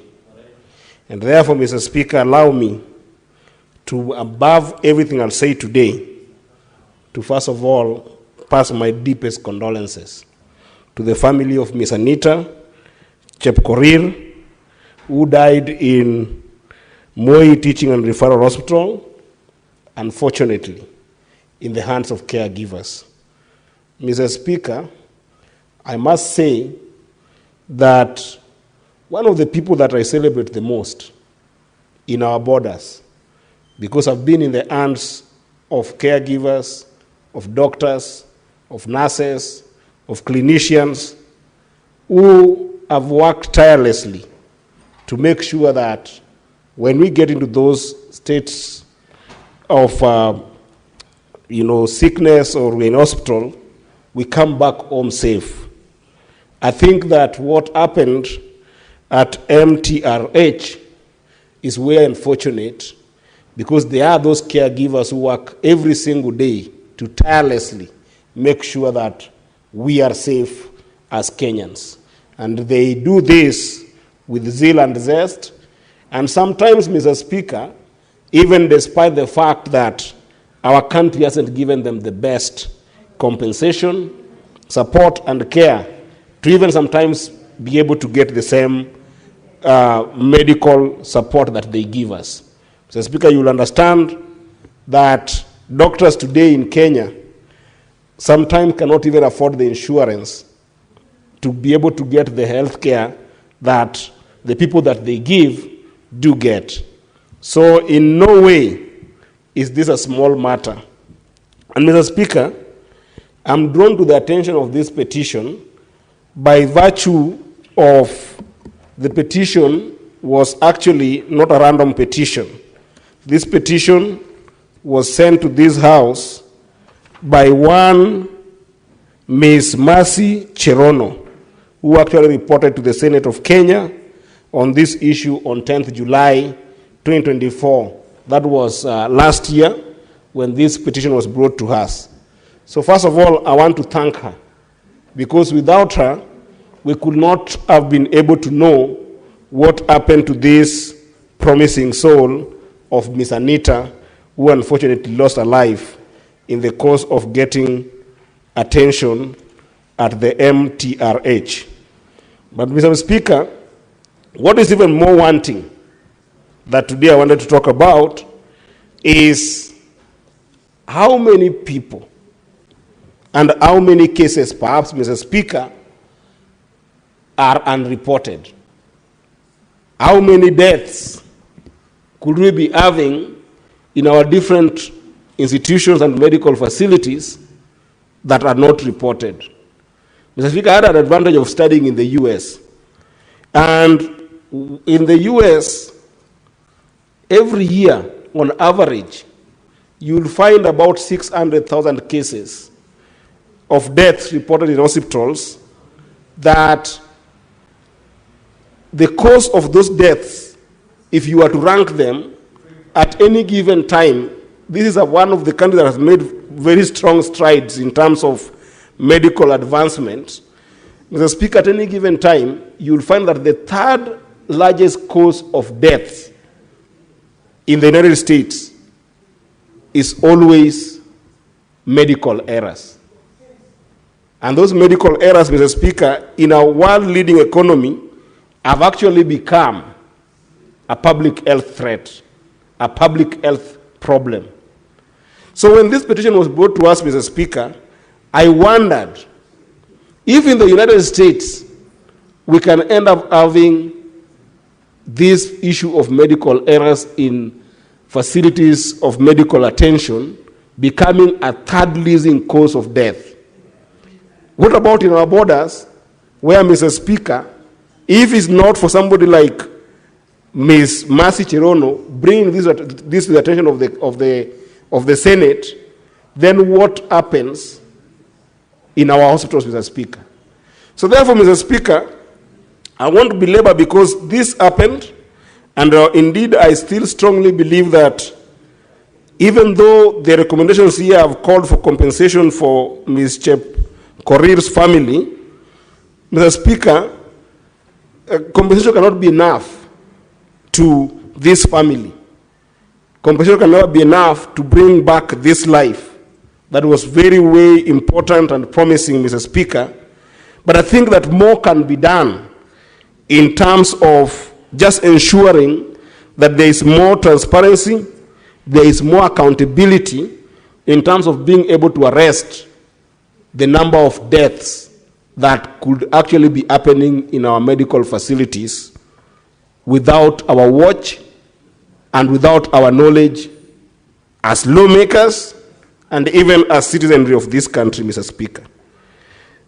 And that's why, Mr. Speaker, I wanted to spend a little bit of time that I wished the courage to this committee that apart from just dealing with this one case that might easily pass as an isolated case after our debates will have subsided And after we will have adopted this report, so that, you know, the investigations that were done professionally here will have tried to hold the Moi Teaching and Referral Hospital to account. I think that the question that would be with us to ask is, how can we make sure that we have a more comprehensive risk analysis of what is going on in our borders with regards to this kind of medical errors and gross negligence that happens in our medical institutions, Mr. Speaker. And therefore, Mr. Speaker, I wish that this report could have forced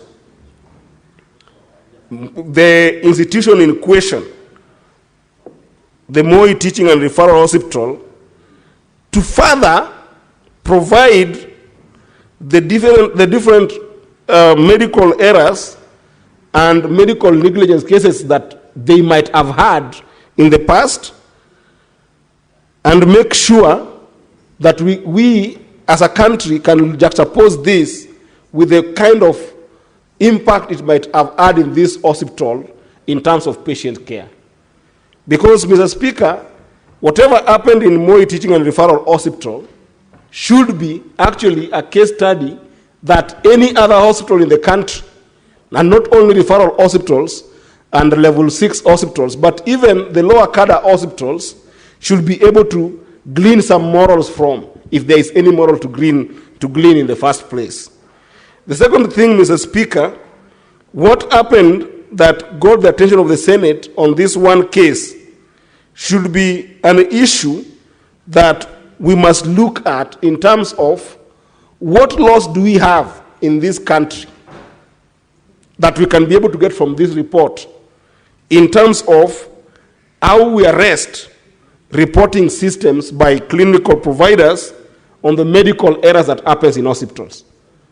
And I know that Senior Boni Alwale, who was once very good doctor and practicing, will tell you that this idea of getting these reports involves a strategy that is informed by law.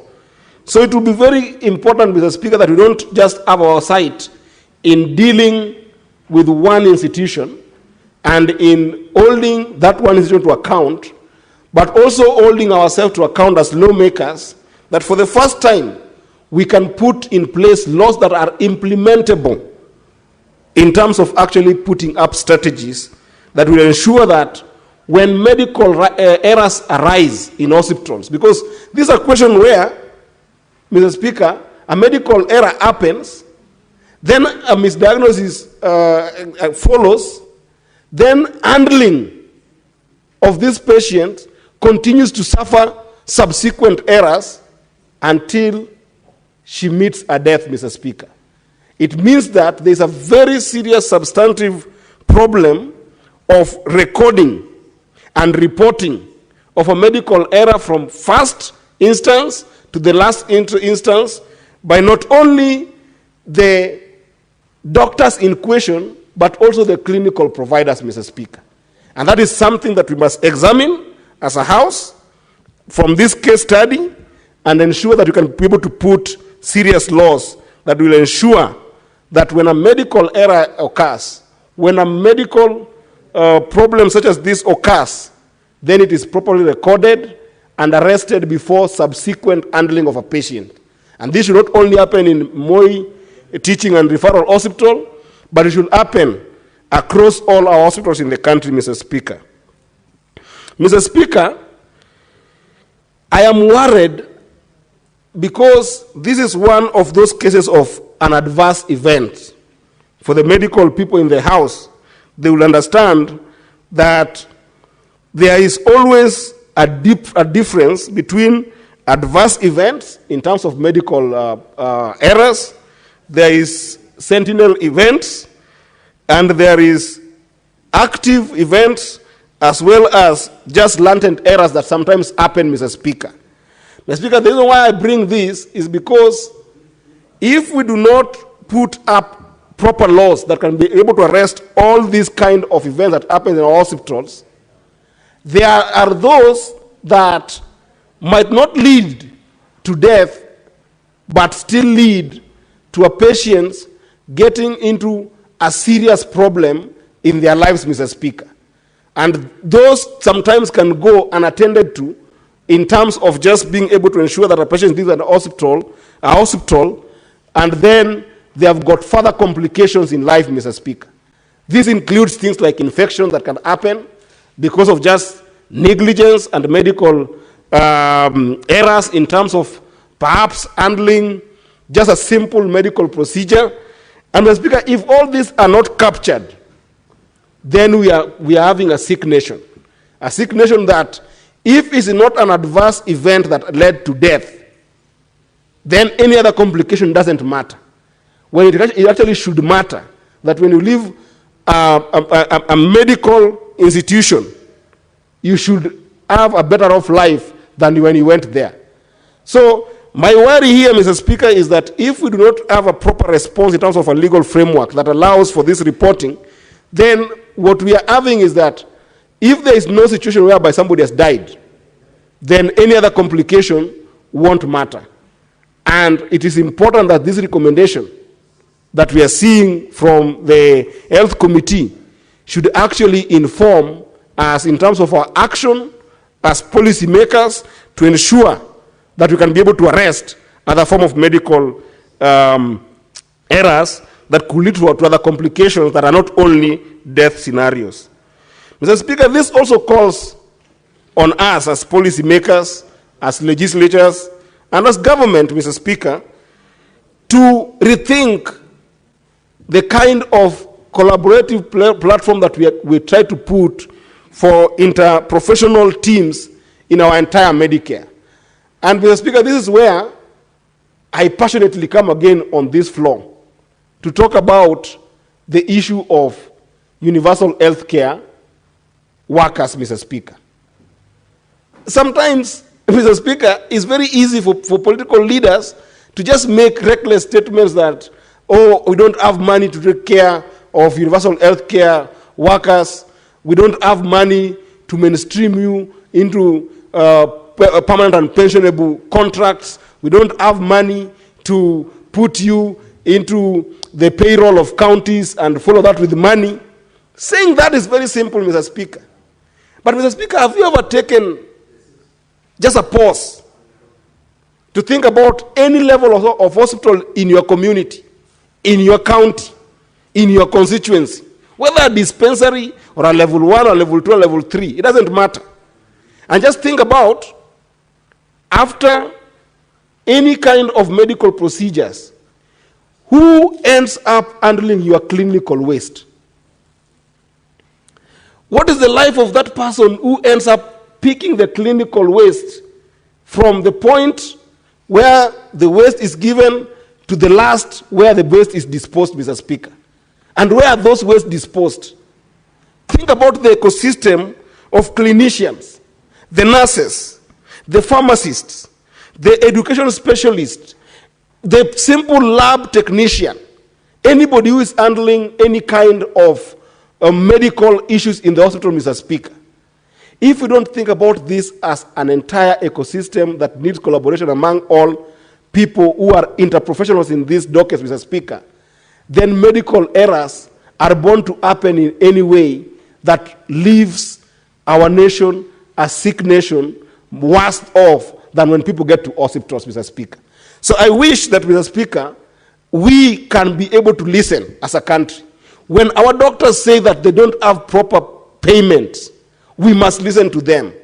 When our universal health care workers say that they don't have enough pay, enough compensation to make them be able to work in these medical institutions, Mr. Speaker, we must be able to listen to them. We must be able to support them, because it is lack of that investment, commensurate investment in these interprofessional teams, that then sometimes lead to some of these errors that are very costly, that lead us to a number of deaths that are never reported. If there was nobody who ever brought this petition to Senate, Mr. Speaker, perhaps we could have never heard about this Miss Anita's demise in our borders. So I want to encourage us as a people, and mostly the National Assembly teams that usually have got control over putting money in different institutions, including in the healthcare system, that for once, listen to the entire ecosystem. Don't just think that when you solve the issue of doctors, then the issue of medical provision is solved. Or when you solve the issue of nurses, then the entire issue is solved. This is an entire ecosystem that every single person who works in our hospitals, from the sweeper, to the person who feeds us, to the person who handles clinical waste, to the person who brings medicine, to the pharmacist, all these interprofessional teams are important, that we must invest in them, and we must be able to make sure that there is no chance for error in a place where people go to actually get recourse to get better health care. I support this report, Mr. Speaker, but I hope that other institutions will be able to glean some lessons from what happened here, and if possible, we all work together to avoid such kind of losses in the lives of our people. And most importantly, we must hold MRTH properly to account. I support Mr. Speaker, and I thank you for the opportunity. Thank you. Senator Mudigi Alexander.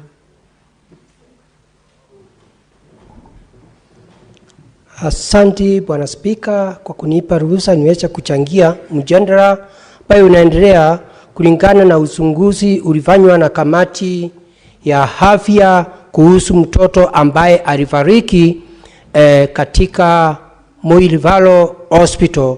Bwana Spika, ningeomba, mambo mengi tumeweza kuyasikia katika Kenya kwa hii mfumo wa serikali ya Kenya Kwanza, na wakati huu Bwana Spika ni wakati tumekuwa tukipigania mambo ya wizara zote, na katika Kenya wizara ya afya iwe ikipata pesa nyingi kuliko wizara zile zingine zote katika nchi yetu ya Kenya. Bwana Spika, wakati huu ni wakati katika ulimwengu mambo ya afya inaangaliwa, na ndio naona katika Kenya serikali ya Kenya Kwanza mambo mengi imekuwa ikirekebisha. Iwe SHA itakuwa ikifanya kazi usiku na mchana, ndio kila mtu ambaye ameshaliwa katika dunia aweze kukaa maisha ile nafaa, kwa sababu tunajua insa ngambo mambo ya afya hata inakuanga inaangaliwa kuliko kila kitu, wakati mtu amesaliwa mpaka wakati ameseeka na mpaka wakati ametoka katika ulimwenguni. Bwana Spika, tunajua mtu akigojeka, hata mimi nikigojeka saa hii nikianguka hapa kidogo, isipokuwa niweze kusaidiwa na daktari ama ule mtu wako karibu, unakuta mambo ya kuzaliwa na hiyo ingine ni mambo ya kifo. Bwana Spika, ni hii ripoti tunaichangia iende ikawa tunaweza kuichangia, na mimi nahusunika naye sana, kwa sababu Bwana Spika, iende ikawa katika Kenya hii ripoti hii ni mtu mmoja ambaye kitendo ilifanyika Bwana Spika katika Kenya mzima. Tunajua katika Kenya hii ilikuwa referral hospital. Katika Kenya hii ni hospitali moja ya zile kubwa sana katika Kenya, lakini tunajua Bwana Spika kuna zingine kutoka referral mpaka chini kuna hospitali siko masinani. Bwana Spika, tunaweza kujiuliza, je, katika kama hii ilikuwa ni hospitali kubwa katika masinani kule kwa mwananchi, ni watu wangapi wameteseka, ni watu wangapi wameumia, ni watoto wangapi wamesaliwa, ni watu wangapi wamegojeka Bwana Spika, na watu wa kuwasaidia. Bwana Spika, tunajua wakati huu ni wakati ambaye kuna shinda ya hela, ni wakati mahospitali inahitaji pesa. Nakumbuka Bwana Spika, jana ile pesa tulikuwa napitisha ilikuwa moja katika ni mambo ya kulipa madaktari ambaye ni pesa wamechelewa, lakini Bwana Spika, ningeomba mpaka tuangalie nikiongea kuhusu madaktari. mpaka tuwe na utu ya udaktari, kwa sababu madaktari wakubwa na wadogo ni kama huwa tukiomba tunaamini Bwana Spika ni kama Mungu wa pili, kwa sababu hata kama kuna dawa zimetengenezwa na binadamu huwa tunaomba Mungu asaidie na pia aguse daktari, naye daktari ajue binadamu amegonjeka upande gani ama atapatiwa dawa namna gani. Kwa hivyo Bwana Spika, naomba tuweze kuangalia ndio hii usunguzi umefanywa iweze kutoa laini na pia ukweli iweze kuonekana na pia hii familia iweze kuhudumiwa na njia ile inafaa. Bwana Spika, tunajua iende ikawa pesa itapatikana, familia itapatiwa pesa, lakini Bwana Spika, hii ni uhai imeondoka na itaweza kurudi katika ulimwengu. Kwa hiyo Bwana Spika, tunafaa tujiangalie tukiwa human being, either ni daktari ama ni mtu wa aina gani. Daktari ni mtu wa muhimu. Na Bwana Spika, ukikumbuka karibu miezi 2 kwa hii Senate pale kwa ngiti, madaktari wamekuwa akikuja, tumekuwa tukiongea nao. Kwa hivyo hata kama tunajua matatizo wako nayo ni mambo ya hela, ningeomba madaktari ambaye wenye ujuzi ni tunamuomba muweze kuwa mkiangalia binadamu, kwa sababu pia hata kama mnalipwa pesa haitoshi ile kazi mnafanya. Kwa hiyo mpaka muwe na ile roho ya Mungu, muwe mkisaidia binadamu, kwa sababu kuna matatizo. Bwana Spika, ukiangalia kuna ugonjwa nyingi katika ulimwengu, binadamu wako na shinda, wako na stress, wako na hii, na ndio nasema Bwana Spika, hata kama hii familia itapata pesa, hakuna kitu itakuwa imefaidika naye, lakini ningetaka tuweze kuangalia na njia ile inafaa. Madaktari hata kama wako na shinda waweze kuangaliliwa, ndio hospitali waweze kupata dawa, wawe na vifaa ya kazi, wawe na kila kitu katika hospitali yetu ya county. Kwa sababu Bwana Spika, masinani kuna shinda nyingi. Mangavanasi wako na shinda. Wizara iko na shinda. Na serikali ya Kenya Kwanza, Bwana Spika, nakumbuka miezi 2 iliyopita ilileta waziri wa afya ambaye tunaona vile anajaribu kurainisha maneno ya mambo ya afya. Hapo nakumbuka karibu wiki 2 iliyopita kuna director general ambaye ameajiriwa ndio juu ya afya.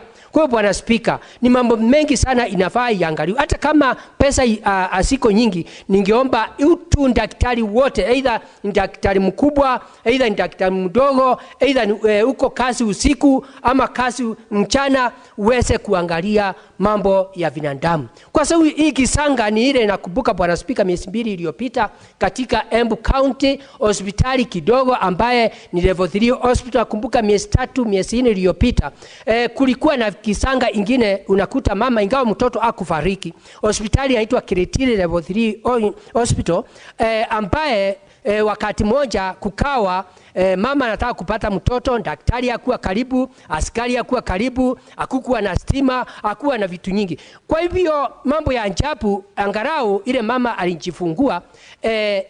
Ningeomba, watu wengi wameteseka, hospitali nyingi, familia nyingi imeteseka, na iende ikawa kama hawa ni watu wakuwa na mafikira vile wataenda kustaki kitendo kama hii, lakini vitendo nyingi imefanyika Bwana Spika.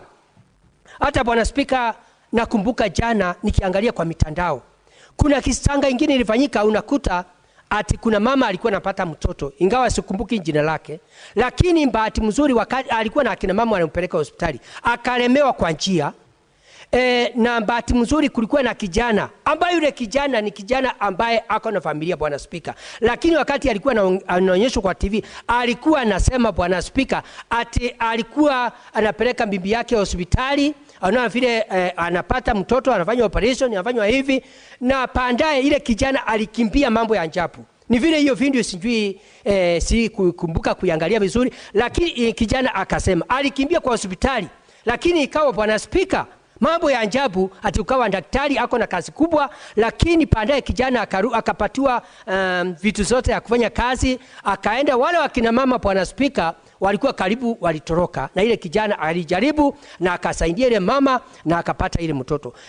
Ni watu wengi Bwana Spika wameteseka, akina mama na wale wajawazito, kwa sababu kitendo kama hii ya jana, watu wengi Bwana Spika wanja kuhudhuria vile hospitali, madaktari Bwana Spika wanafanya kazi, na wengine unajua wanaume wengine sisi hata kama ni wazee tuko na uoga, Kwa hivyo Bwana Spika, ni kumaanisha kama kitendo kama hiyo ilikuwa ya jana, ilikuwa kwa mitandao. Je, Bwana Spika, katika ulimwenguni huu na binadamu ameletwa na Mungu, Bwana Spika, kama mambo ya hadhi hayaangaliwa na njia ile inafaa, Bwana Spika, mambo ya ajabu katika Kenya, katika ulimwengu, ni watoto wangapi wangekuwa na kuwa wanafaa kuwa kama seneta kama mimi ama spika kama wewe, ambaye wameondoka kwa katika ulimwenguni huu kwa njia ambaye haifai, kwa sababu either mtoto amesaliwa kwa njia either katika. Bwana Spika, nataka nikumbushe katika Kenya yetu kuko na shinda. Wacha mambo ya daktari. Unakuta pahali ingine kama pahali bali na hospitali, unakuta parapara ni mbaya, unakuta mvua ikinyesha, mama ni mjamzito, anapata mtoto usiku, hakuna gari itamsaidia, hakuna bodaboda. Bwana Spika, mambo mengine hata kama tunaangalia, tunaomba serikali ya Kenya Kwanza iweze kupatia wizara ya sote pesa ndio hata parapara itengenezwe. Wakati mtoto yote mama ataka kuwa mjamzito, ukute pesa inapatikana, parapara itengenezwe mzuri, na pia hospitali nyingi mangavana nao waweze kupeleka wizara ya afya kule masinani na mambo ya kusaidia. Lakini hapo mambo ya kusaidia pia na shukuru serikali juu ya mambo ya health promoters, Bwana Spika, wale wako masinani na pia tunaona ile kazi wanafanya. Bwana Spika, pia nikumbusha mambo ya health promoters, hata jana tumepitisha pesa yao. Kwa hivyo katika Kenya mzima nataka kusema mambo ya health promoters, msijali, pesa yenu inakuja, allowance yenu mtalipwa, lakini namuomba mfanye kazi kulingana na vile Mungu ampatia njia ile na tunajua kuna shinda, kwa sababu kunasemekana percentage 50 inatoka kwa county government, ingine 50 inatoka kwa national government, lakini pesa inakosekana. Lakini Bwana Spika, naomba wale watu wako masinani katika hospitali zote, county government iweze kupatiwa pesa. Bwana Spika, ni kukumbusha, na ndivyo tunataka kusema mgao wa pesa ile inakuja wakati wa hii kipindi hii mwezi wa Juni. Tunasema Bwana Spika, kwa sababu kaunti nyingi hasina pesa ya kusaidia mambo ya parapara, mambo ya afya, mambo ya misahara, juu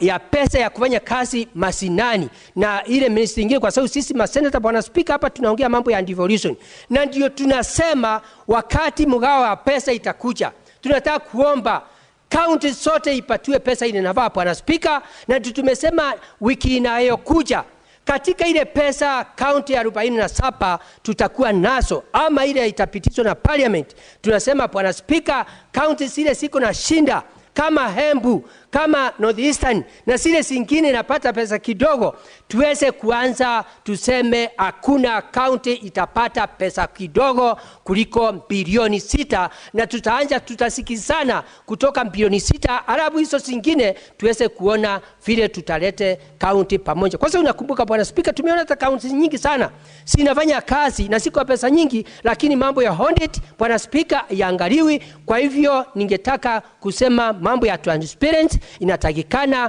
katika devolution, katika serikali, na pia tumeweza kuona na watu wengi tukifanya hivyo watafaidika. Hata Bwana Spika, watoto wengine wanazaliwa bila kufikisha miezi ambayo ile inafaa. Unakuta Bwana Spika, wengine wako miezi 7, miezi 8. Pia tunataka kusema Bwana Spika, mambo ya wazee, waheshimu ya kina mama, mambo ya vita. Unakuta mzee mama ako na mimba, lakini unakuta nyumbani ni stress kavu, mama ndiye anaenda kutafutia watoto wale wengine chakula, mama ndiye anaenda kuleta kila kitu. Lakini katika Kenya unakuta mambo ya kukosana akina mama na wazee, na mama ni mjamzito, mpaka hiyo Bwana Spika iweze kuangaliwa, na yule mama ndiye anatafuta chakula, yule mama ndiye anafanya kila kitu. Kwa hiyo Bwana Spika, ni mambo mengi sana inafaa iangaliwe tuweze kusaidia akina mama wale wako na mimba, ama wale wako na familia. Mambo mingi Bwana Spika inafaa iangaliwe. Kwa hivyo Bwana Spika, mimi nikiwa senator wa Embu County naunga mkono, lakini mpaka mambo mingi iangaliwe. Pia nikimalizia, hata kama huyu familia italipwa pesa haitasaidia, lakini ningeomba hata kama na kuko namna gani hiyo hospitali ama daktari hao wamefanya hii kitendo yote. Tunajua mko na sinda na pesa, mko na sinda na misahara, mko na sinda mambo mingi, lakini kwa sababu mlikumbali kazi, mnafaa serikali isukuliwe hawa hatua ndio iwe funzo kwa madaktari wale wengine. Kwa hivyo Bwana Speaker, ni mambo mengi inafaa iangaliwe. Kwa hivyo Bwana Speaker, mimi nikiwa Senator wa Embu County and Daktari Alexander Mundigi, naunga mkono iweze kuangaliwa vile hii mambo itarainishwa. Ya mwisho Bwana Speaker, ningeomba SHA inafanya kazi katika hospitali zote, ni watu wa Kenya wajiandikishe, na pia tumeona nikitaka kutoa ushuhuda, sisi maseneta na wenye siasa nikumbuka miezi 3 iliyopita mara mingi tulikuwa na harambee nyingi, lakini wakati imeenda ikipungua. Kwa hiyo nataka niambie watu wa Kenya, jameni, jiandikishe, muingie kwa SHA, na SHA inafanya kazi katika Kenya ndio tuweze kurainisha mambo ya afya, iwe hakuna malipo itakuwako. Kwa hiyo naomba nikimalizia, serikali injaribu mambo ya kansa, mambo ya kifua kikuu, mambo ya ugonjwa wa sukari, ukuti yote imekuwa ni free and fair na hakuna kitu mtu atakuwa analipa, na ni yeko kwa serikali ya Kenya Kwanza. Kwa hivyo Bwana Speaker, naunga mkono nikiwa Senator wa Embu County. Asante, ni mimi Senator Mundigi. Asante. Senator Mundigi.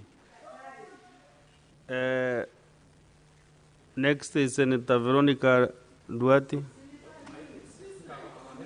No, she's on duty. The Speaker does not follow your method. Thank you, Honorable Speaker, for protecting me and giving me an opportunity to address the House. Maybe there is something the senators need to know. The Speaker could be nearing a moment where he needs support and relief on the chair. So maybe that's why he has tracked my request. Veronica, you know they shouldn't be knowing that you are one of the speakers who chairs this session. Yes, I'm being polite.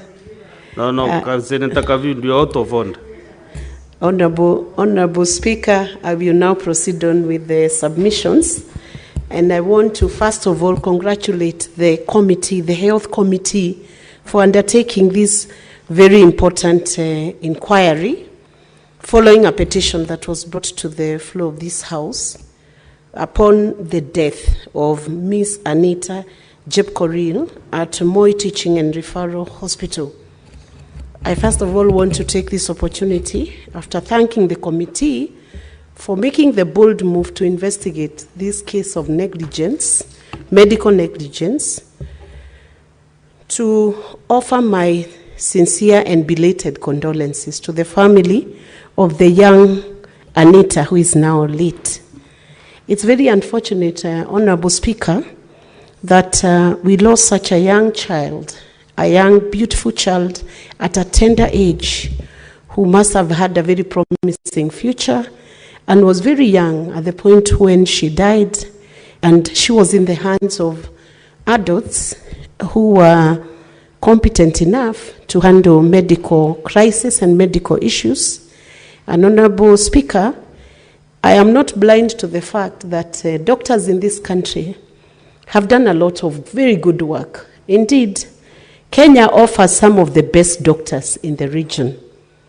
And this report, the findings of the Committee on Health, must only serve the doctors in this country to act as a mirror to reflect on how, while they are best in the region, how much more they need to do to improve their standard of care and their standard of provision of the services to the people in Kenya, and not just to the people in Kenya, but to also know they are being depended upon by other nations that are within our neighboring the nation of Kenya.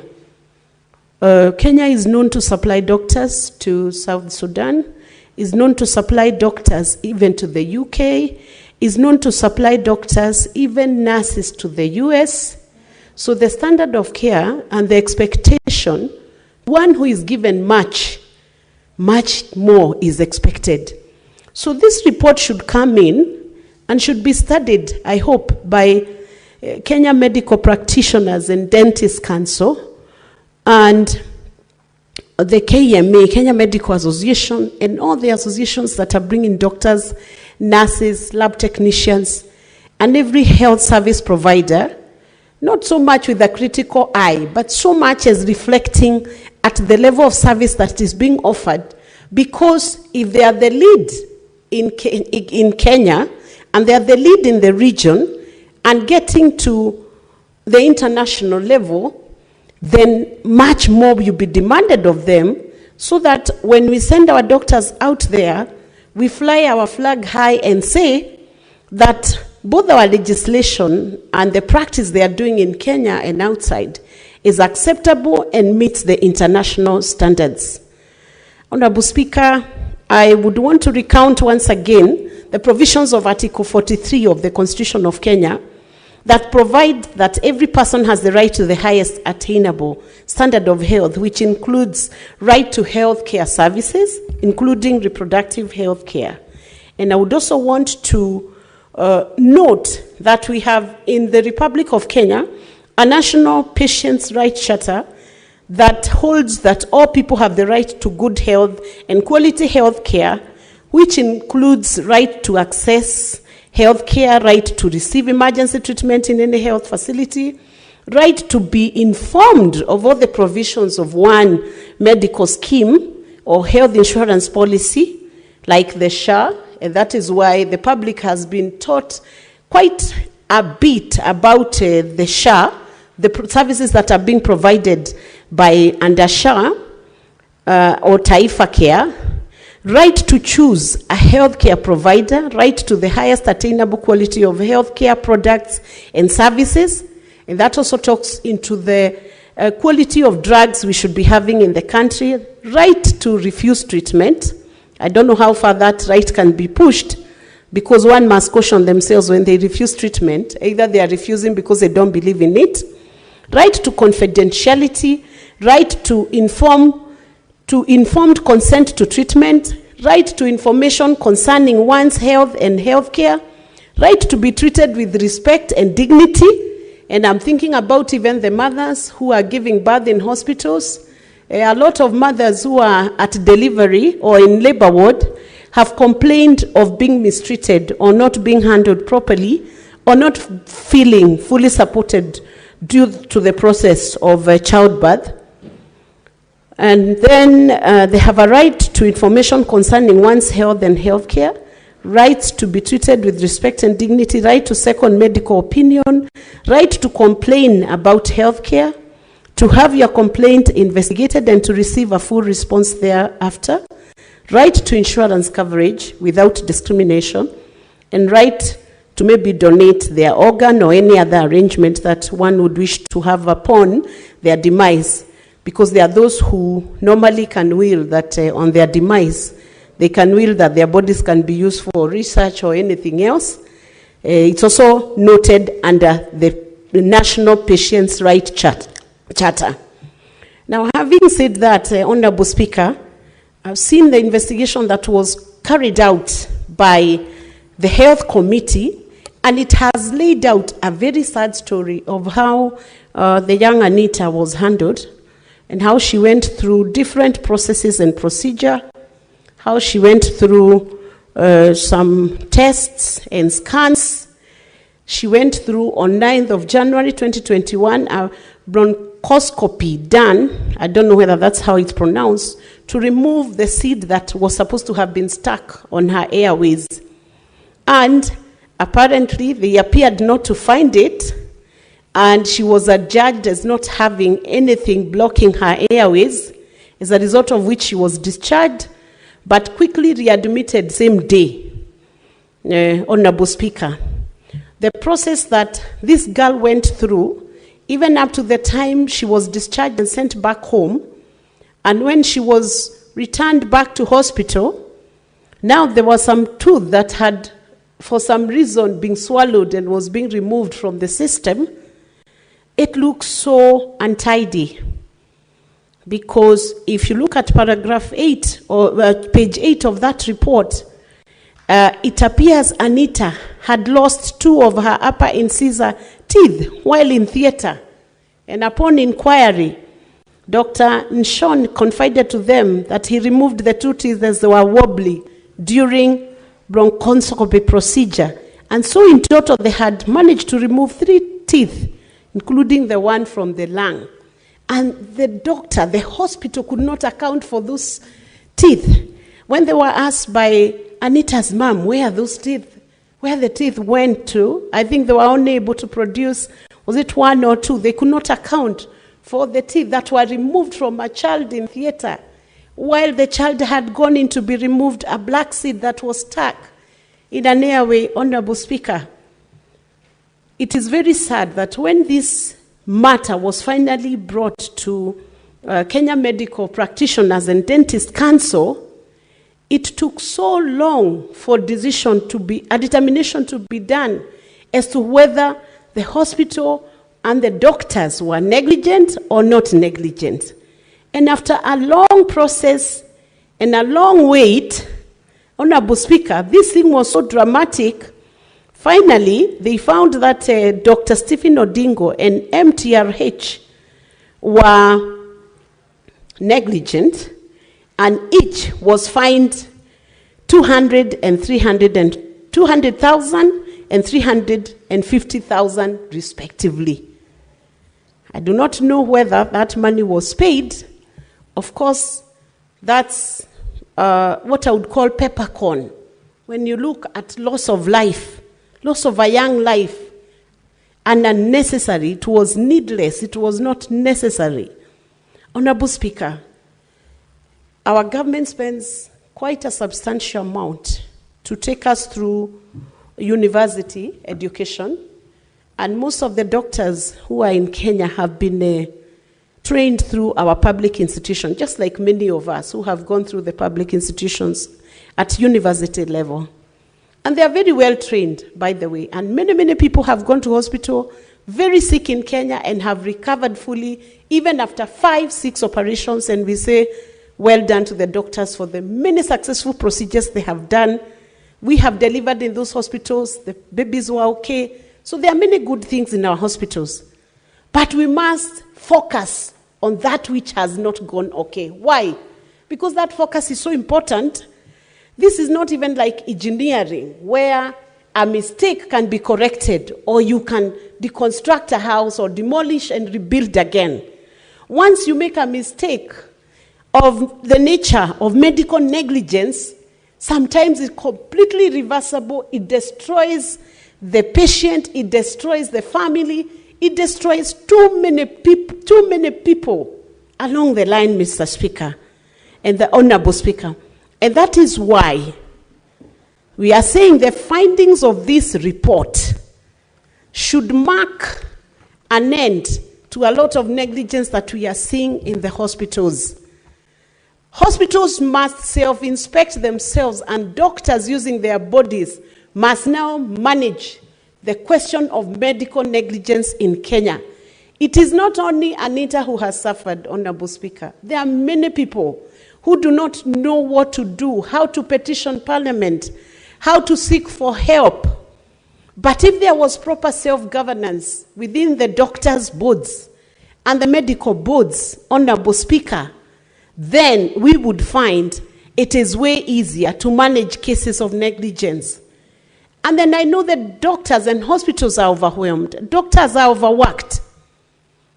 It calls for a very integrated approach, a thorough approach, a multifaceted approach of ensuring we have doctors who are not only well remunerated, doctors who are not being overworked, so that when they are in theater, their decision is not subject to the status of how their bodies are because of lack of rest or overworking for too many long hours, Honorable Speaker.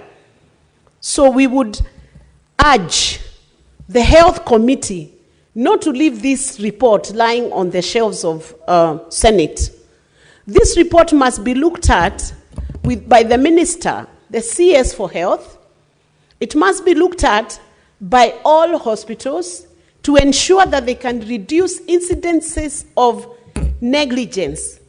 I would say, of course, that Anita's family should be recompensed, not because it will recover Anita, but just as a way of appreciating that an institution has shown remorse for negligence And to also say to KMPDC, if you have to help the medical board, if you have to help yourselves as the medical profession, don't cover up. So that you can help the ones who are doing the job in the theaters, in hospitals, to do a better job and have an approach of having second opinions on patients who are suffering ailments which are a bit technical, a bit complicated. Why do you not have a second opinion? Because if one doctor is making such a big mistake, why are they not covered by another doctor? Have you allowed the seniors to instruct the younger doctors? KMPDC, disciplinary committee, we would urge you from Senate to please wake up. Refine your skill. You are being depended upon not just by our country, but the countries that are around Kenya. Then those who are neighboring Kenya. Many people are dependent on our Kenya Medical Association, the personnel and the doctors, the nurses, all those who are being trained and skilled from within the Republic of Kenya. Otherwise, I want to say pole sana to Anita's family, and I pray that justice will be rendered for the doctor who did this and the many doctors who have done wrong things to patients. It's high time we admitted our errors and rectified our ways and did a better job using the medical institutions around us to refine the skill that should be delivered to every patient. Show me a nation which has bad doctors, and I'll show you a nation whose future is threatened. Let's do the best as doctors. You have been doing a lot, but refine yourself. Reduce the incidences of negligence and don't cover up. In my practice as a legal practitioner, one of the hardest cases to prove is one that involves medical negligence. Because to find one doctor to testify against another doctor is usually very difficult, because they do not want to put their colleagues in trouble. And it's understandable. These are their colleagues, and maybe sometimes they say there was no intention of being negligent. But the point is to improve their skill. Let doctors be more careful. Let doctors seek medical opinions even from their colleagues. There is no shame in asking your colleague what their opinion is on a case which looks complicated. Let's safeguard life and give dignity to the patients. For the mothers who have really suffered in the labor wards where they are giving birth, and they have had sad incidences with the medical support around them, I think that should never happen. It's unfortunate because when those mothers walk out of those labor wards, they usually speak about very hard experiences that they have had in the labor ward. And Honorable Speaker, because I'm a mother and I have been to the labor ward several times, there is nothing as bad as for a woman in that moment tilting between life and death. For a person who is healthy, a practitioner who is supposed to aid and assist and make it easy for the mother, for that nurse, for that assistant, to then harass a mother who is delivering in a labor ward, whether it's in a private hospital or a public hospital, that is sadistic and very wrong. It's the highest abuse. It's a gross abuse of human rights. Let's safeguard life. Let's have dignity for the patients who walk through the doors seeking for treatment and seeking for support. Thank you, Honorable Speaker. I support this report. Senator Christo Asige.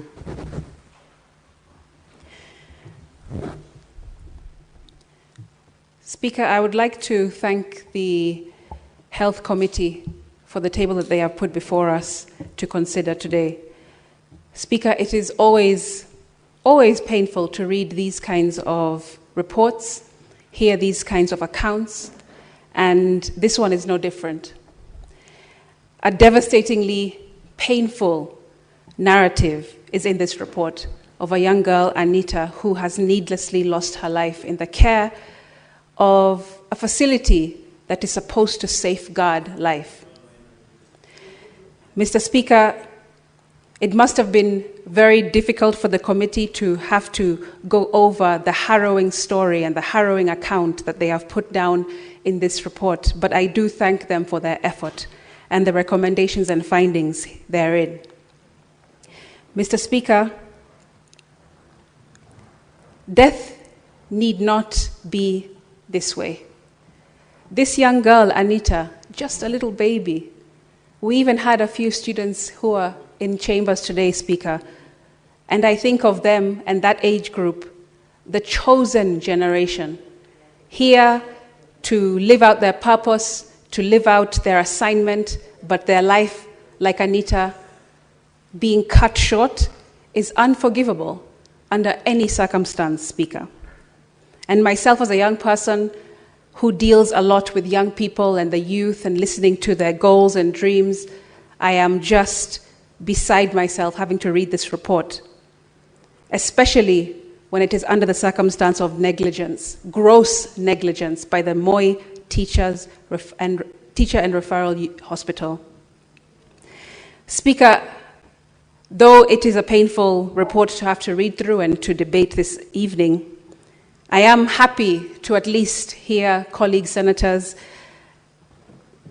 empathize with the narrative that is in this report, to empathize with the pain and the grueling experience that Anita must have gone through before succumbing to her unfortunate death in this medical facility.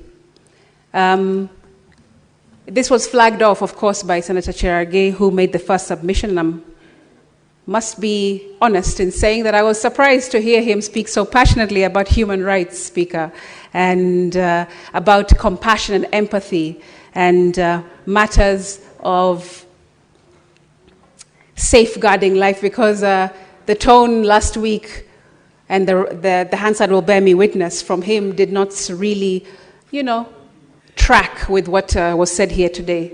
Mr. Speaker, I remember last week hearing members of Parliament applauding, almost celebrating, the violent attack and detention of one of our own Kenyan nationals, Boniface Mwangi, and our neighboring national, Agatha Atahaire. Mr. Speaker, just as we have seen in this report, Anita's death was needless, just like Boniface's detention and violent beating was needless, and just like Agatha Atahaire's violent rape and detention was needless. If we're talking about compassion and empathy, we must talk about it across the board. You don't speak from one side of the mouth in 1 week and from the other side of the mouth the next week, Mr. Speaker. And perhaps maybe this morning's national prayer breakfast has convicted some members of Parliament. Maybe they now see the importance of being compassionate and taking life as something sensitive, whatever the circumstance. And I'm glad that if that's the case, there are some who have been convicted. And I hope that we continue as leaders to apologize for the misgivings and the shortcomings that we continue to perpetuate. Mr. Speaker, I'm glad for the findings in this report. I do wish that there would be more harsh consequences or recommendations having been put in this particular report, because there is a family and there's a community that Anita belonged to who are in pain right now. And even though we're debating this, and yes, it's our job to stand as legislators to represent and oversight matters of the sort, it doesn't take away from the results that we are staring at, which is that a young girl has gone because of gross negligence. And Mr. Speaker, we must apologize, just like it was said by a good man of God this morning at the prayer breakfast. We must apologize if we are to seek any kind of freedom or forgiveness for transgressions. Let me be clear, Speaker. Leaders in this country, including doctors in this facility that handled Anita, have not only sinned against God, they have sinned against man. And even if today's prayer breakfast convicted some of us and their grievous transgressions, as I said, and they felt led to come into agreement with the different prayers prayed, remember, Speaker, We have not only sinned against against God, pardon me, we have also sinned against man. This is greater than an act of parliament. It's greater than this report. It's greater than the constitution that we serve even. This is God's law, Speaker. And as lawmakers, we ought to be the ones to understand more than most the importance of following the letter of the law. Mr. Speaker, I want to also, of course, apart from giving my condolences. Senator, I am now the one, Senator Crystal. It's Madam Speaker now. Thank you. Taking over. I thought I just said Speaker. I did not think that I said Madam or Mr., but I will continue. Speaker, we have this report that we are debating, and I think we have all concluded that it is a good report and the committee has done a good job. I do think that there needs to be more stringent recommendations. A fine is not enough. I think disciplinary action should be to the highest degree for the result that we are seeing here today, which is loss of life. Speaker, it's not enough for 200,000 fine to be set upon a doctor or a 350,000 fine to be set upon a doctor. The entire facility should pay an account for this negligence because Anita was so brave.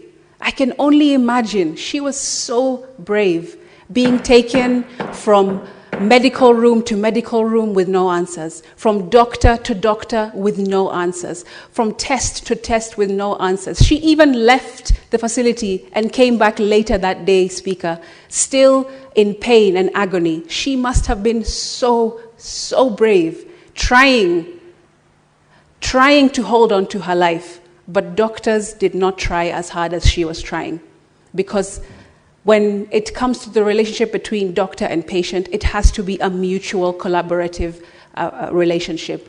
The patient has to try just as hard as the doctor has to try to preserve life. But on this case, Speaker, and according to this report, the doctors did not do their part in preserving life.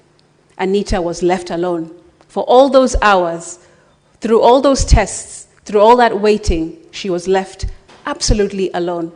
Just like many young children and many young youth in this country have been left alone by the people who are supposed to serve and protect them. Young people are going through far too much. And this morning we heard in the prayer breakfast, and I was so happy to hear young people being affirmed and validated and being seen and being given a voice, Madam Speaker. It is comforting and reassuring that at least one or two people understand the importance of youth, the promise that young people have. And unfortunately, Anita will not get to see another day to fulfill her promise as a young person because of the negligence that we are seeing here. Speaker, I also want to just take, as I close, the opportunity to pay my condolences to her family, to her friends, to her community. It is absolutely heartbreaking, and it was needless, like I said, preventable under every single circumstance according to this report. So many things went wrong, and it wasn't just one action. It was a slew of different failures by this particular facility. And I hope that the KMPDC will do their job, as well as this committee in our Senate, the Health Committee, to continue to pursue this. Not just let this report be tabled and then have it as done and dusted. Madam Speaker, we need to do far more to ensure that this does not continue, because youth are relying on us on all fronts, whether it's in education, whether it's in healthcare, whether it's in governance, whether it's in the judicial system, whether it's here in Parliament, to be represented fully and to be safeguarded without fear or favor of any kind of failure from us. Madam Speaker, we are the head, not the tail, as youth. We are a holy nation as the youth. Like I said, we are the chosen generation as the youth. We are lenders and not the borrowers. These are the things that were talked about and are continuing to be talked about in the wake of this morning's National Prayer Breakfast. And I want young people and even the memory, the precious memory of Anita, to take comfort in that we will continue whatever work she was assigned to do here on this earth. I thank you. Thank you, Senator Christo. For those who missed the prayer breakfast, I think you can already hear it has changed people. So we hope next year you don't miss the prayer breakfast. Majority whip. Senator Matthew John Moher. Thank you very much, Honorable Speaker. And I am one of those who missed the prayer breakfast. I'm very happy to hear that those who attended are changing. And I hope they will really change because they really require that change. I specifically think that the people who attended actually required to attend, not those of us who didn't attend. The change is needed by those who attended. Madam Speaker, I think I first want to thank the Committee on Health. In my opinion, I think they have done a very good job. This is a good report. Putting into account, Honorable Speaker, that the tools of trade they were working on in terms of their recommendations were not very broad. The spectrum upon which action can be taken on such a difficult and sad case, Honorable Speaker, I've seen that the tools that they were using on, the laws that they were depending on, I really don't give them the tools that they will require. Honorable Speaker, may I say this?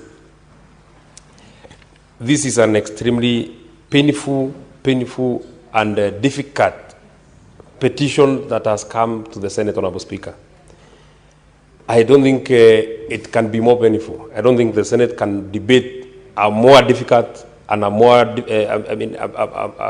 more painful petition than what is before us, Honorable Speaker.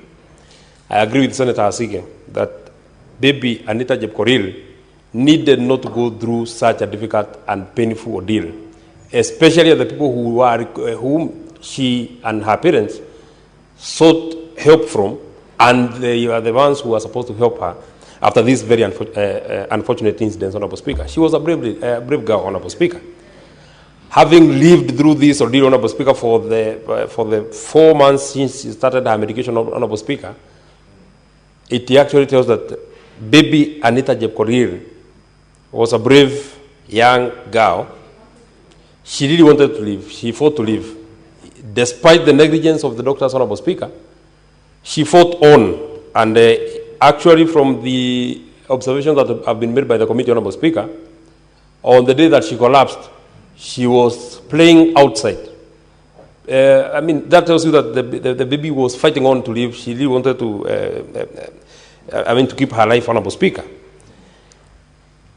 There's a very thin line between negligence of a doctor and the recommendations that have been proposed by law, Honorable Speaker, of what should be done to a doctor who is negligent. Honorable Speaker, of many professions that we have, Honorable Speaker, if anything goes wrong, there are many ways of remedying and correcting anything that could go wrong. But for a medical doctor in an operating table, one wrong move, we have lost a life. If it was an engineer, Honorable Speaker, maybe even if they had built a 5-walled or a 5-story building, Honorable Speaker, it can be brought down and something can be corrected. If it was a mechanic, Honorable Speaker, the part they have put in that engine can be corrected. But for a medical doctor, once you do the wrong diagnosis, Honorable Speaker, we have lost a life. I'm wondering, Honorable Speaker, whether you watched a video that was in the social media yesterday of a parent who was in deep pain from Igegania Hospital in Gatundu. You saw a father holding their kid. They are holding their daughter. And now the doctors want to come and pick the daughter from the father. And he's asking the doctors, I have been here for the whole day. My daughter has died in my hands. What have you been doing the whole day? And you're saying that you are on strike. what would be more precious than a human life? That father was literally fighting the doctors in that hospital, Honorable Speaker. Can you imagine the pain that was in that father of that daughter, Honorable Speaker? Do you imagine if your parent was to die in your hands and you are seeing the people who are supposed to help you on this particular, in this kind of a situation, Honorable Speaker? You know, Honorable Speaker, many people have spoken about what we in government and what we in leadership ought to do. And there are many things that we ought to do. But of the many things and of the many services that we ought to think and plan in terms of offering services to the people of Kenya, if there is one area that we must be very, very deliberate and put as much effort, as much resources as possible, Honorable Speaker, it will be in the healthcare system. I'm happy that you're on that seat, Honorable Speaker. When one of us was, I don't want to give the story, but one of our colleagues, and you are there yourself, got herself in a situation that she really needed medical attention in some place around Ukambani, Honorable Speaker. When you are taking her to Machakos Level 4 or Level 5 hospital, Honorable Speaker, you actually felt that she could not even make it to the other hospitals that we come to in Nairobi. Maybe she would not have made it to Nairobi Hospital. Maybe you would not have made it to, she really required medical services there and then. The closest medical facility that was there was Machakos Level 5 Hospital, Honorable Speaker. Just imagine. Had that facility not had the services that that senator required, you can imagine what would have happened, Honorable Speaker. If we can't invest in the health care, Honorable Speaker, you have actually aptly put it well. If we have a sick nation, then we don't have a nation. If we cannot have and we cannot invest enough, you know, Honorable Speaker, we have seen the UHC staff for the last about 2 or 3 months. They are always here at the gate. We pass them and sometimes we speak to them. Sometimes we are running away from them. Other time we are going through the parliamentary tunnel because we don't want to meet them at the gate. They come from the gate of the Senate. From the gate of the Senate, they go to the gate of the National Assembly. And I wonder whether you have read the headline of the Daily Nation of today, so that we can understand the anguish that is with the people of Kenya. And I actually wonder what we as leaders and we as politicians and we who have been given authority over the people of Kenya, when we read this, such kind of things and we see such kind of issues, Honorable Speaker, when we watch that video of that father who was holding their father yesterday, when we look at this petition of baby Anita Jepkoril, how does it make us feel, Honorable Speaker? Because we are telling the UHC staff, we don't have money to have you permanent and pensionable. We don't have money to give you gratuity for the 5 years that you've worked. And they're asking themselves, 5 years ago when they were being employed, the budget of the Republic of Kenya was at 2.4 trillion. This year's budget, Honorable Speaker, has gone beyond the 4 trillion mark, Honorable Speaker. So they're asking themselves, even after the budget growing with 1.6 trillion, still there is no money that can be able to take care of our health care of the UHC staff, Honorable Speaker. The Daily Nation had a headline written today, patients abandoned. And you can actually see a very sad photo of patients in hospitals. Nobody is there to attend to them because UHC medics have been on the streets for weeks. And now doctors have boycotted duty, citing pay delays. Honorable Speaker, we want to blame doctors for negligence. Obviously, nobody should watch people lay in anguish because they require services that you are the only person who can offer those services. But also, Honorable Speaker, to be the devil's advocate, what do you think those medical practitioners feel when we are not able to process their allowances? When their promotions is something that, we are not working on their promotions, Honorable Speaker. In terms of transfers, because I hear that the problem that we had in that county where that father was screaming yesterday, is arbitrary transfers of doctors, Honorable Speaker. They have no, they have no certainty in terms of offering the services that they keep offering, Honorable Speaker.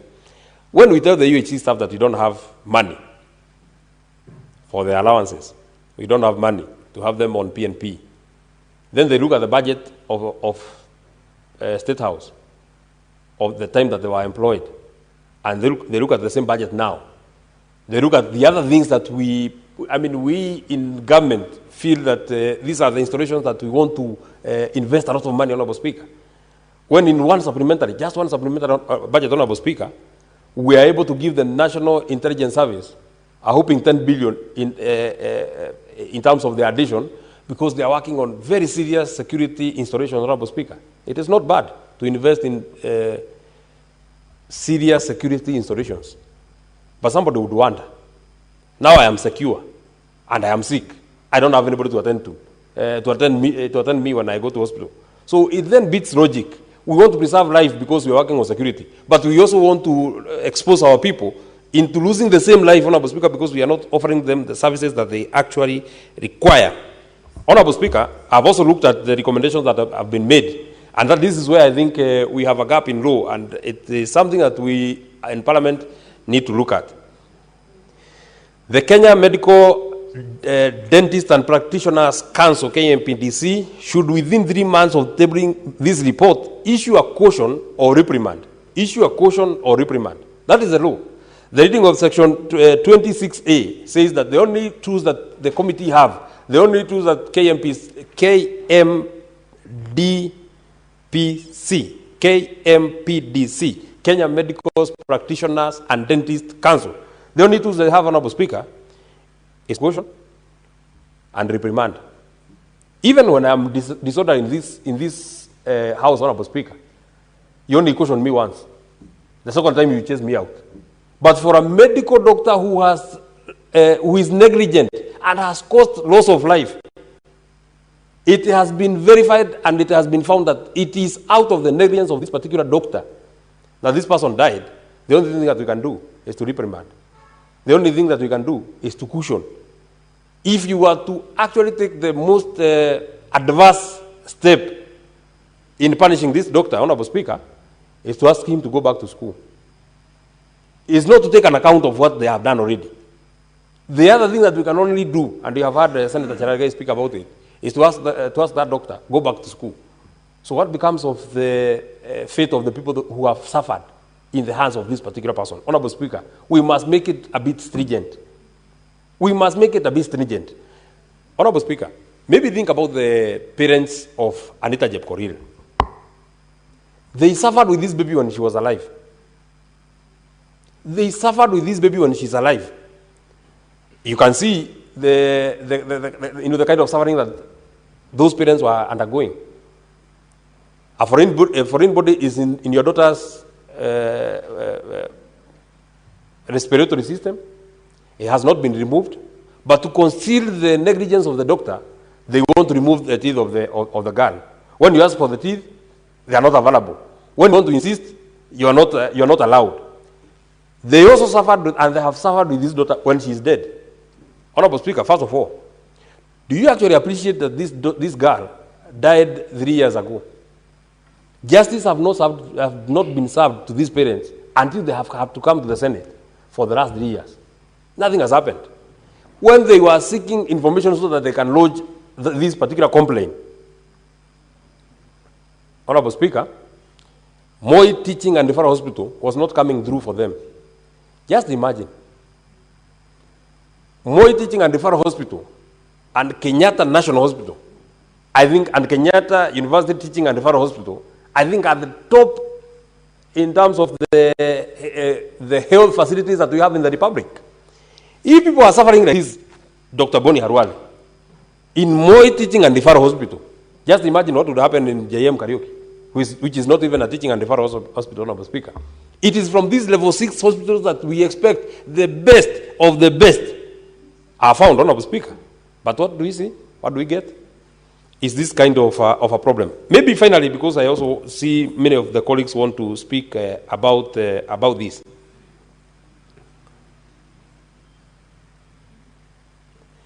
The only people, Madam Speaker, and I think this is where I also felt that in terms of our recommendation, we apportioned the bigger blame of the death of baby Anita Jepkorir to the legal department of the Moi Teaching and Referral Hospital more than the person who was negligent.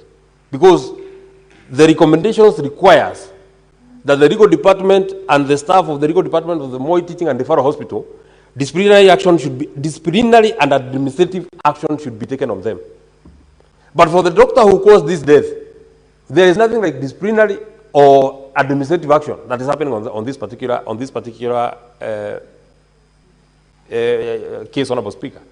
I am wondering, and I am getting confused in my mind, between the people who are trying to help conceal this particular evidence, Honorable Speaker, and the person who actually caused the scene, who should be apportioned more of the blame?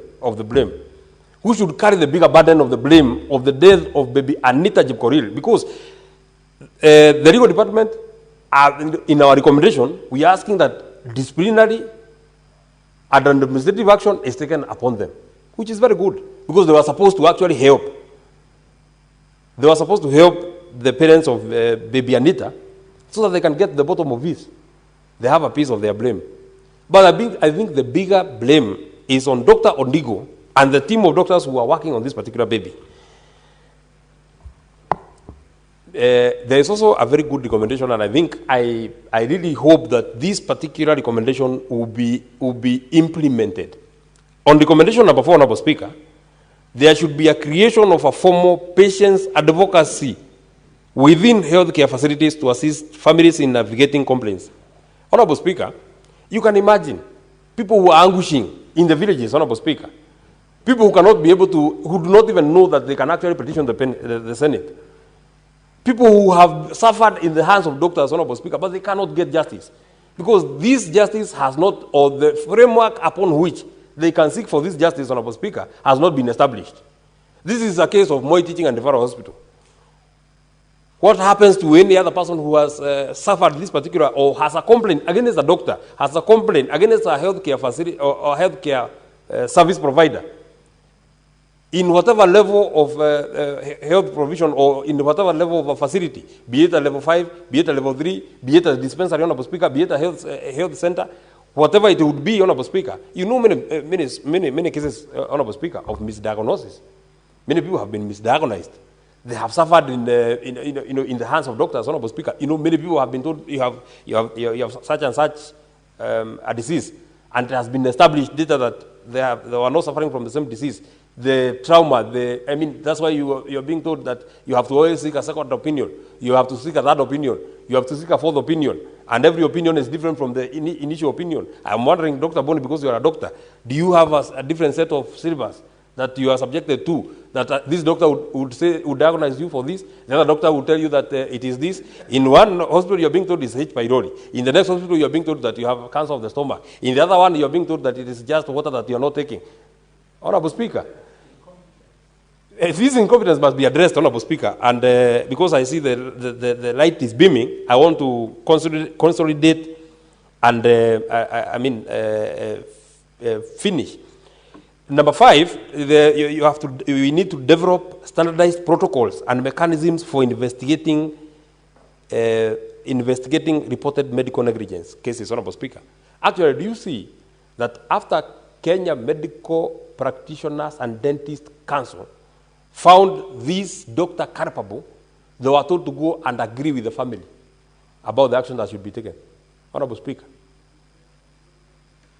do you actually see, and by the way, I also wanted to ask, since these doctors were fined, I think a fine of 250,000 and another fine of 300,000, was it going to the parents? Was it going to the hospital? Was it going to the council itself? Or to whom was this money being paid, Honorable Speaker? Why can't we have a prescribed list of what needs to be done once you are found culpable? Don't be told to go and agree with the mother. Because you've seen in the submissions of the hospital, they're actually asking the family to appreciate the many working hours.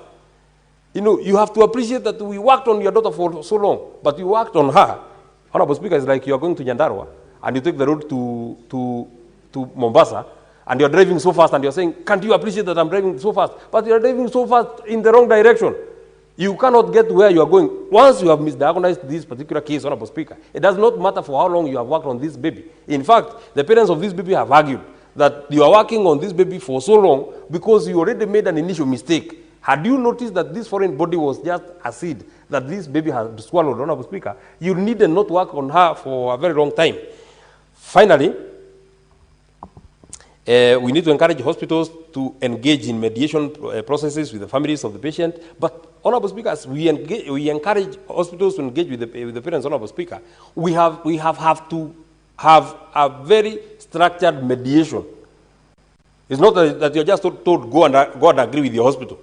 There must be a mediation mechanism. Even in court, Honorable Speaker, there must be a mediation. You have to go to and meet a mediator so that you can agree and say that we have settled this matter out of court. Not that you are forced to go and agree with the hospital, Honorable Speaker. Every time people are told to go and agree with the hospital, more often or not, it is the patient and their parents, Honorable Speaker, who lose. It's not the hospital. The hospital who argue that we did our best. The hospitals who argue that we gave the best medical care. We gave you the best surgeon. But you gave the best surgeon but did the wrong thing. Maybe finally, Honorable Speaker, as I sit, may I also appreciate the Senate. I feel that I am very proud to be a member of this Senate, Honorable Speaker. Because the things that we are dealing with and the things that we are speaking about here, Honorable Speaker, are very, very weighty issues that touch on the people of Kenya.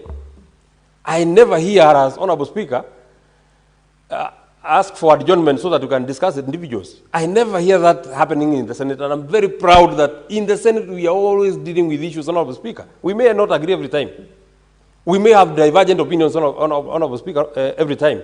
But even at the height of the Gen Z's protest in the June of 2024, when everybody ran away, the Senate stood and we were here and we were speaking about the issues of the people of Kenya. I think that is the Senate that I always aspired to be in, and I am always very proud to be a member of this Senate, Honorable Speaker. Thank you very much. Thank you, Senator Medho. Let's have Senator Hamida. I hope you are not seated on that seat. Sergeant at Arms, you noticed her seat malfunctioned, and it quite made her fall. You should have reacted faster. The speed I saw, next time response time should be reduced. She was down for half a minute. She shouldn't be down for over 5 seconds before you move in. You can proceed, Senator Hamida. Thank you. My minority leader is insisting that I should go to the dispatch, but it's okay. Thank you for your concern, Emel. Thank you, Madam Speaker. I feel so honored with this petition and how my colleagues have contributed. Madam Speaker, this is my petition that I brought to the Health Committee and investigated. My colleagues have spoken with so much passion about it, Madam Speaker, that I feel quite overwhelmed, and I could feel the pain. You can imagine what I went through when I was talking to Mama Anita. Mama Anita, Madam Speaker, came to me crying, and it was like she had lost all the hope. She had lost, of course, Anita, but hope that she cannot get justice. And it was on that breath that I decided, no, I need to take upon myself to follow it up. Madam Speaker, you being there, you contributed, and Senator Asige and others, and Senator Matthew, quite passionately, that I'm only waiting for Senator Khalwale as the medical doctor to add the flavor. I really don't have much to say because it was mine, but I feel that the medical negligence, Madam Speaker, this is not the first time. I have done many other petitions and investigations that I brought forward, and all of them, almost all of them, Madam Speaker, they were all medical negligence. From Kenyatta Hospital, when we had that baby baby who from Kenyatta Hospital. Then we had Mama Lucy Hospital again, where a mother died, you know, and lost her life while she had her twins. And looking at it, you know, there were two issues, Madam Speaker.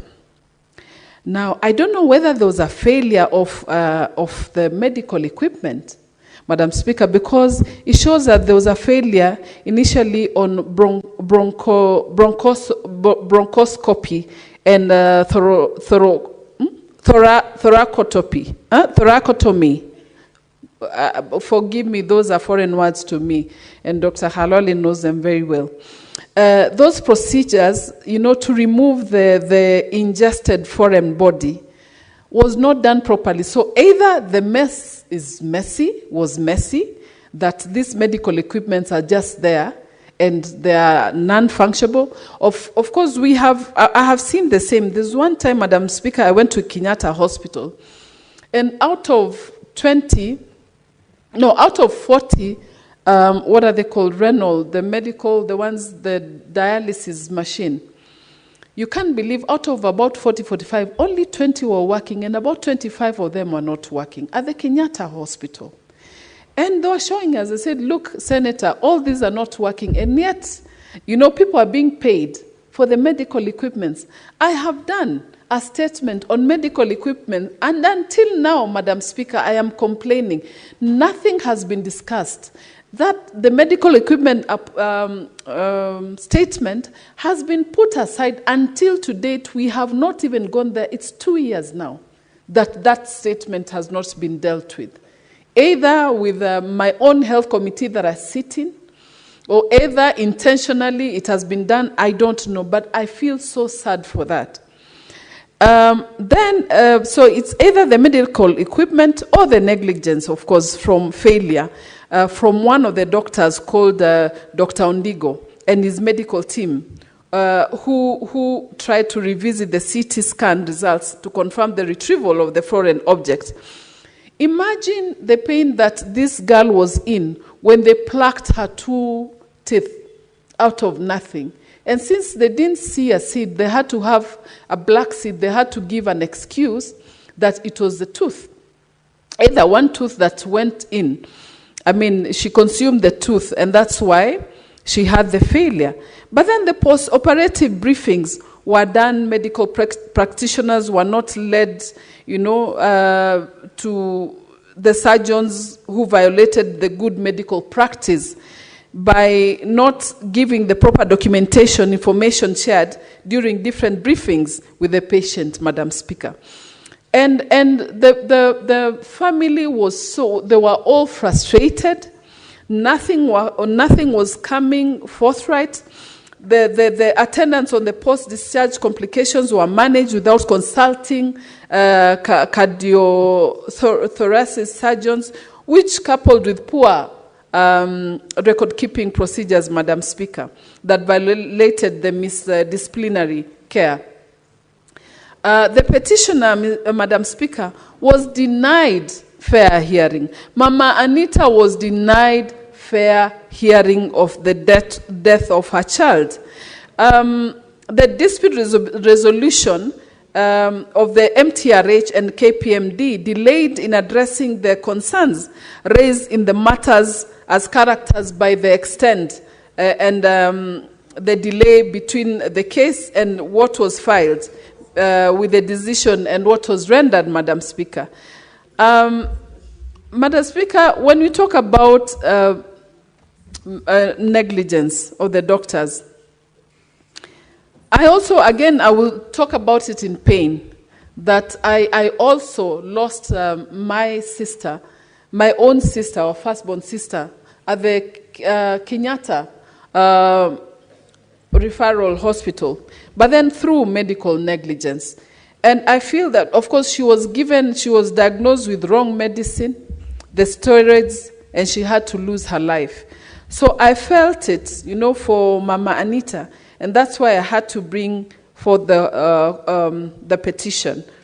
Madam Speaker, our prayers, of course, and our recommendations in the committee was to discipline the disciplinary disciplinary action should be taken and the procedure should be taken to ensure full compliance with Section 20, 6G of the Medical Practitioners and Dentists Act, which requires fines to be imposed in addition in other appropriate disciplinary measures. But I feel strongly that fines, after losing life, fines paying fines is just not enough, Madam Speaker. These doctors have to pay for it. Seriously, we need to create a form of patient advocacy, Madam Speaker, a program where the healthcare facilities to assist families in navigating complaints and grievances related to such cases, Madam Speaker. These rights should be available. And the cases perceived in such negligence, Madam Speaker. I also feel, looking at what Mama Anita went through, we also need, Madam Speaker, to encourage hospitals to engage in medical processes with families and patients who have experience in adverse outcomes, ensuring that these processes are facilitated by seriously neutral third parties to promote fairness and transparency. Madam Speaker, Mama Anita was quite frustrated because the same KPMD and Moi referral frustrated this lady. So you imagine you're having the same people who are mediating, the same issues. So I feel strongly that we should have had the third-party mediators on such cases. Excuse me. Then, Madam Speaker, I also feel that continuous quality improvement practices with such cases should be enhanced on patients with care standards. Seriously, this could involve routine audits, Madam Speaker, of surgical outcomes. Madam Speaker, you can imagine this is one of those cases that, thank you, Senator Mutata. This is one of those cases, Madam Speaker, that was brought to us. Now, can you imagine other Kenyans going through the same? Other Kenyans who do not have a voice, to fight for themselves. Then who does, Madam Speaker? I feel strongly that the same doctors, through their negligence, should be punished. They should go through the disciplinary measures for them, for others to understand the mess involved, Madam Speaker. Madam Speaker, the negligence and also the staff that handled Anita, I wonder what happened, because we even expected the nurse, the staff, to have their competence, to be competent enough. Excuse me.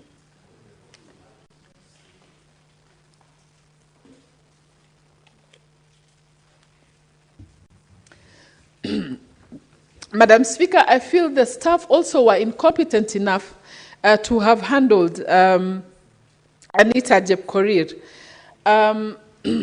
That black seed would have been detected, and the kind of machines we have now, and thankfully now we have the AIs also that have, are replacing what we have, that are able to support. This untimely death of Anita Jepkorir was largely caused by medical negligence and medical personnel at Moi Teaching and Referral Hospital. Madam Speaker, my prayers have already been put down with the Standing Committee of Health, and the report is there. It's in black and white. Like I said, I don't have much. Since I went through the pain of Mama Anita, I am just humbled with my colleagues, and I still want to give space to Senator Omutata and maybe any other senator to contribute to this, Madam Speaker, but I feel justice has to be done. Justice delayed is justice denied. So I feel strongly the punishment has to go out strongly. Madam Speaker, I want to give this space, I want to contribute my time to my other colleagues. Thank you, Madam Speaker. Thank you, Senator, for your contribution and for bringing the petition. Senator Boni Halwale.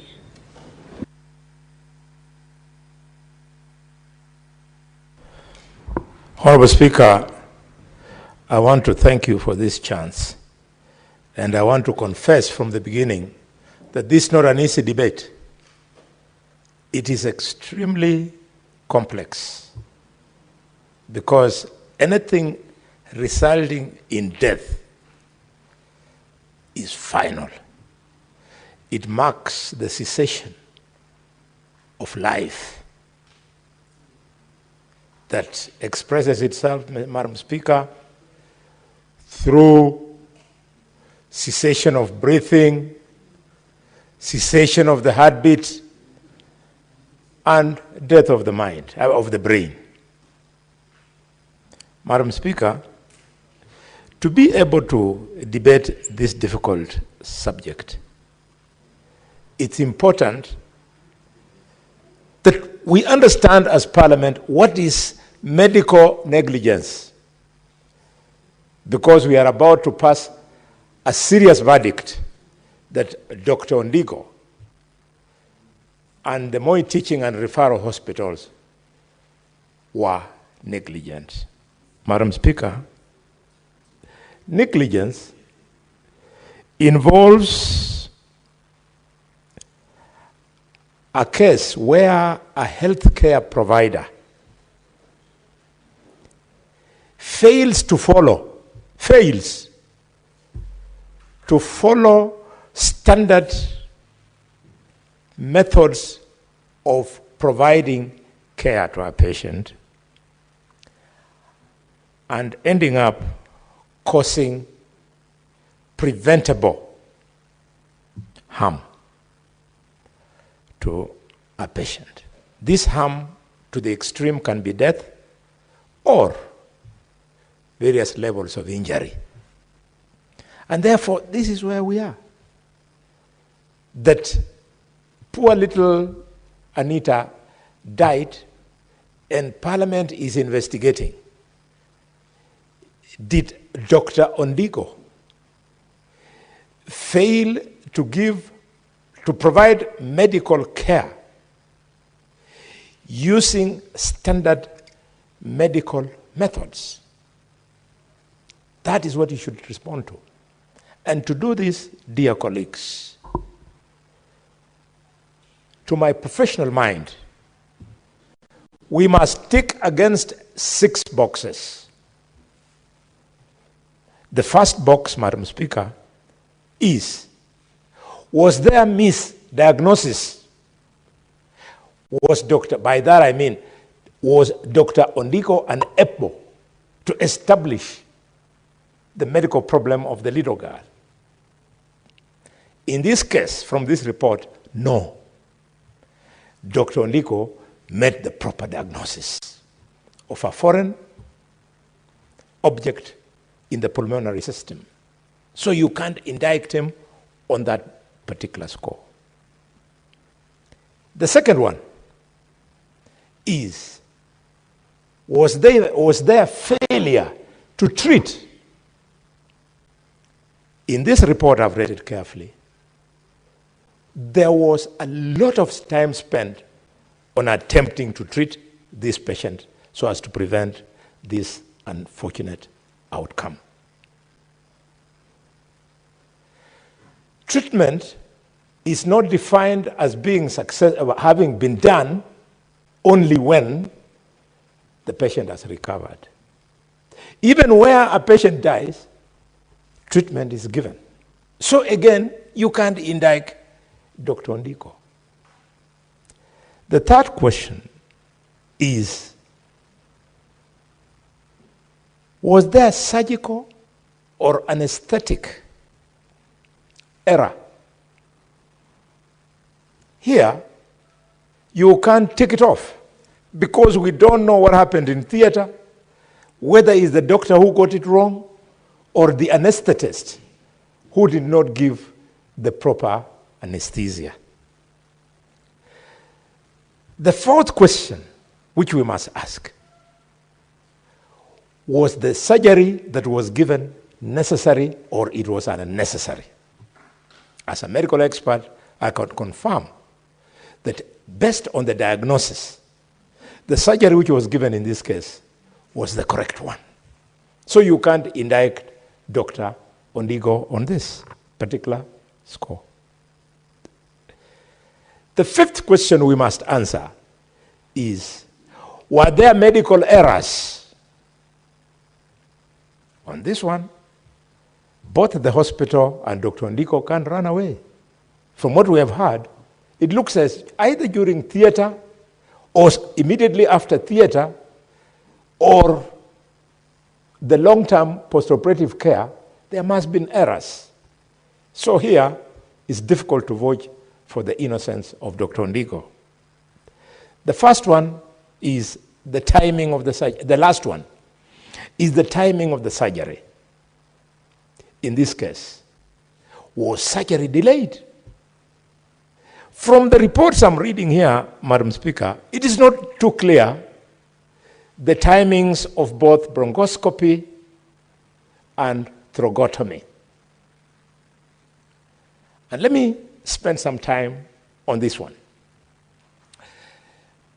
Senator Amida, this big word in English, thoracotomy, bronchoscopy, is a simple procedure where using a medical equipment called a bronchoscope, you approach the pulmonary system of the patient, shine the light inside, and view whether you can pick any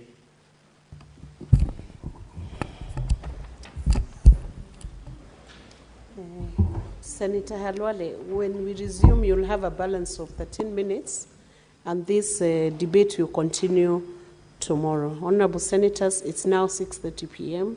Time to adjourn the Senate. The Senate therefore stands adjourned until tomorrow, Thursday, 29th May 2025 at 2:30 p.m. Thank you.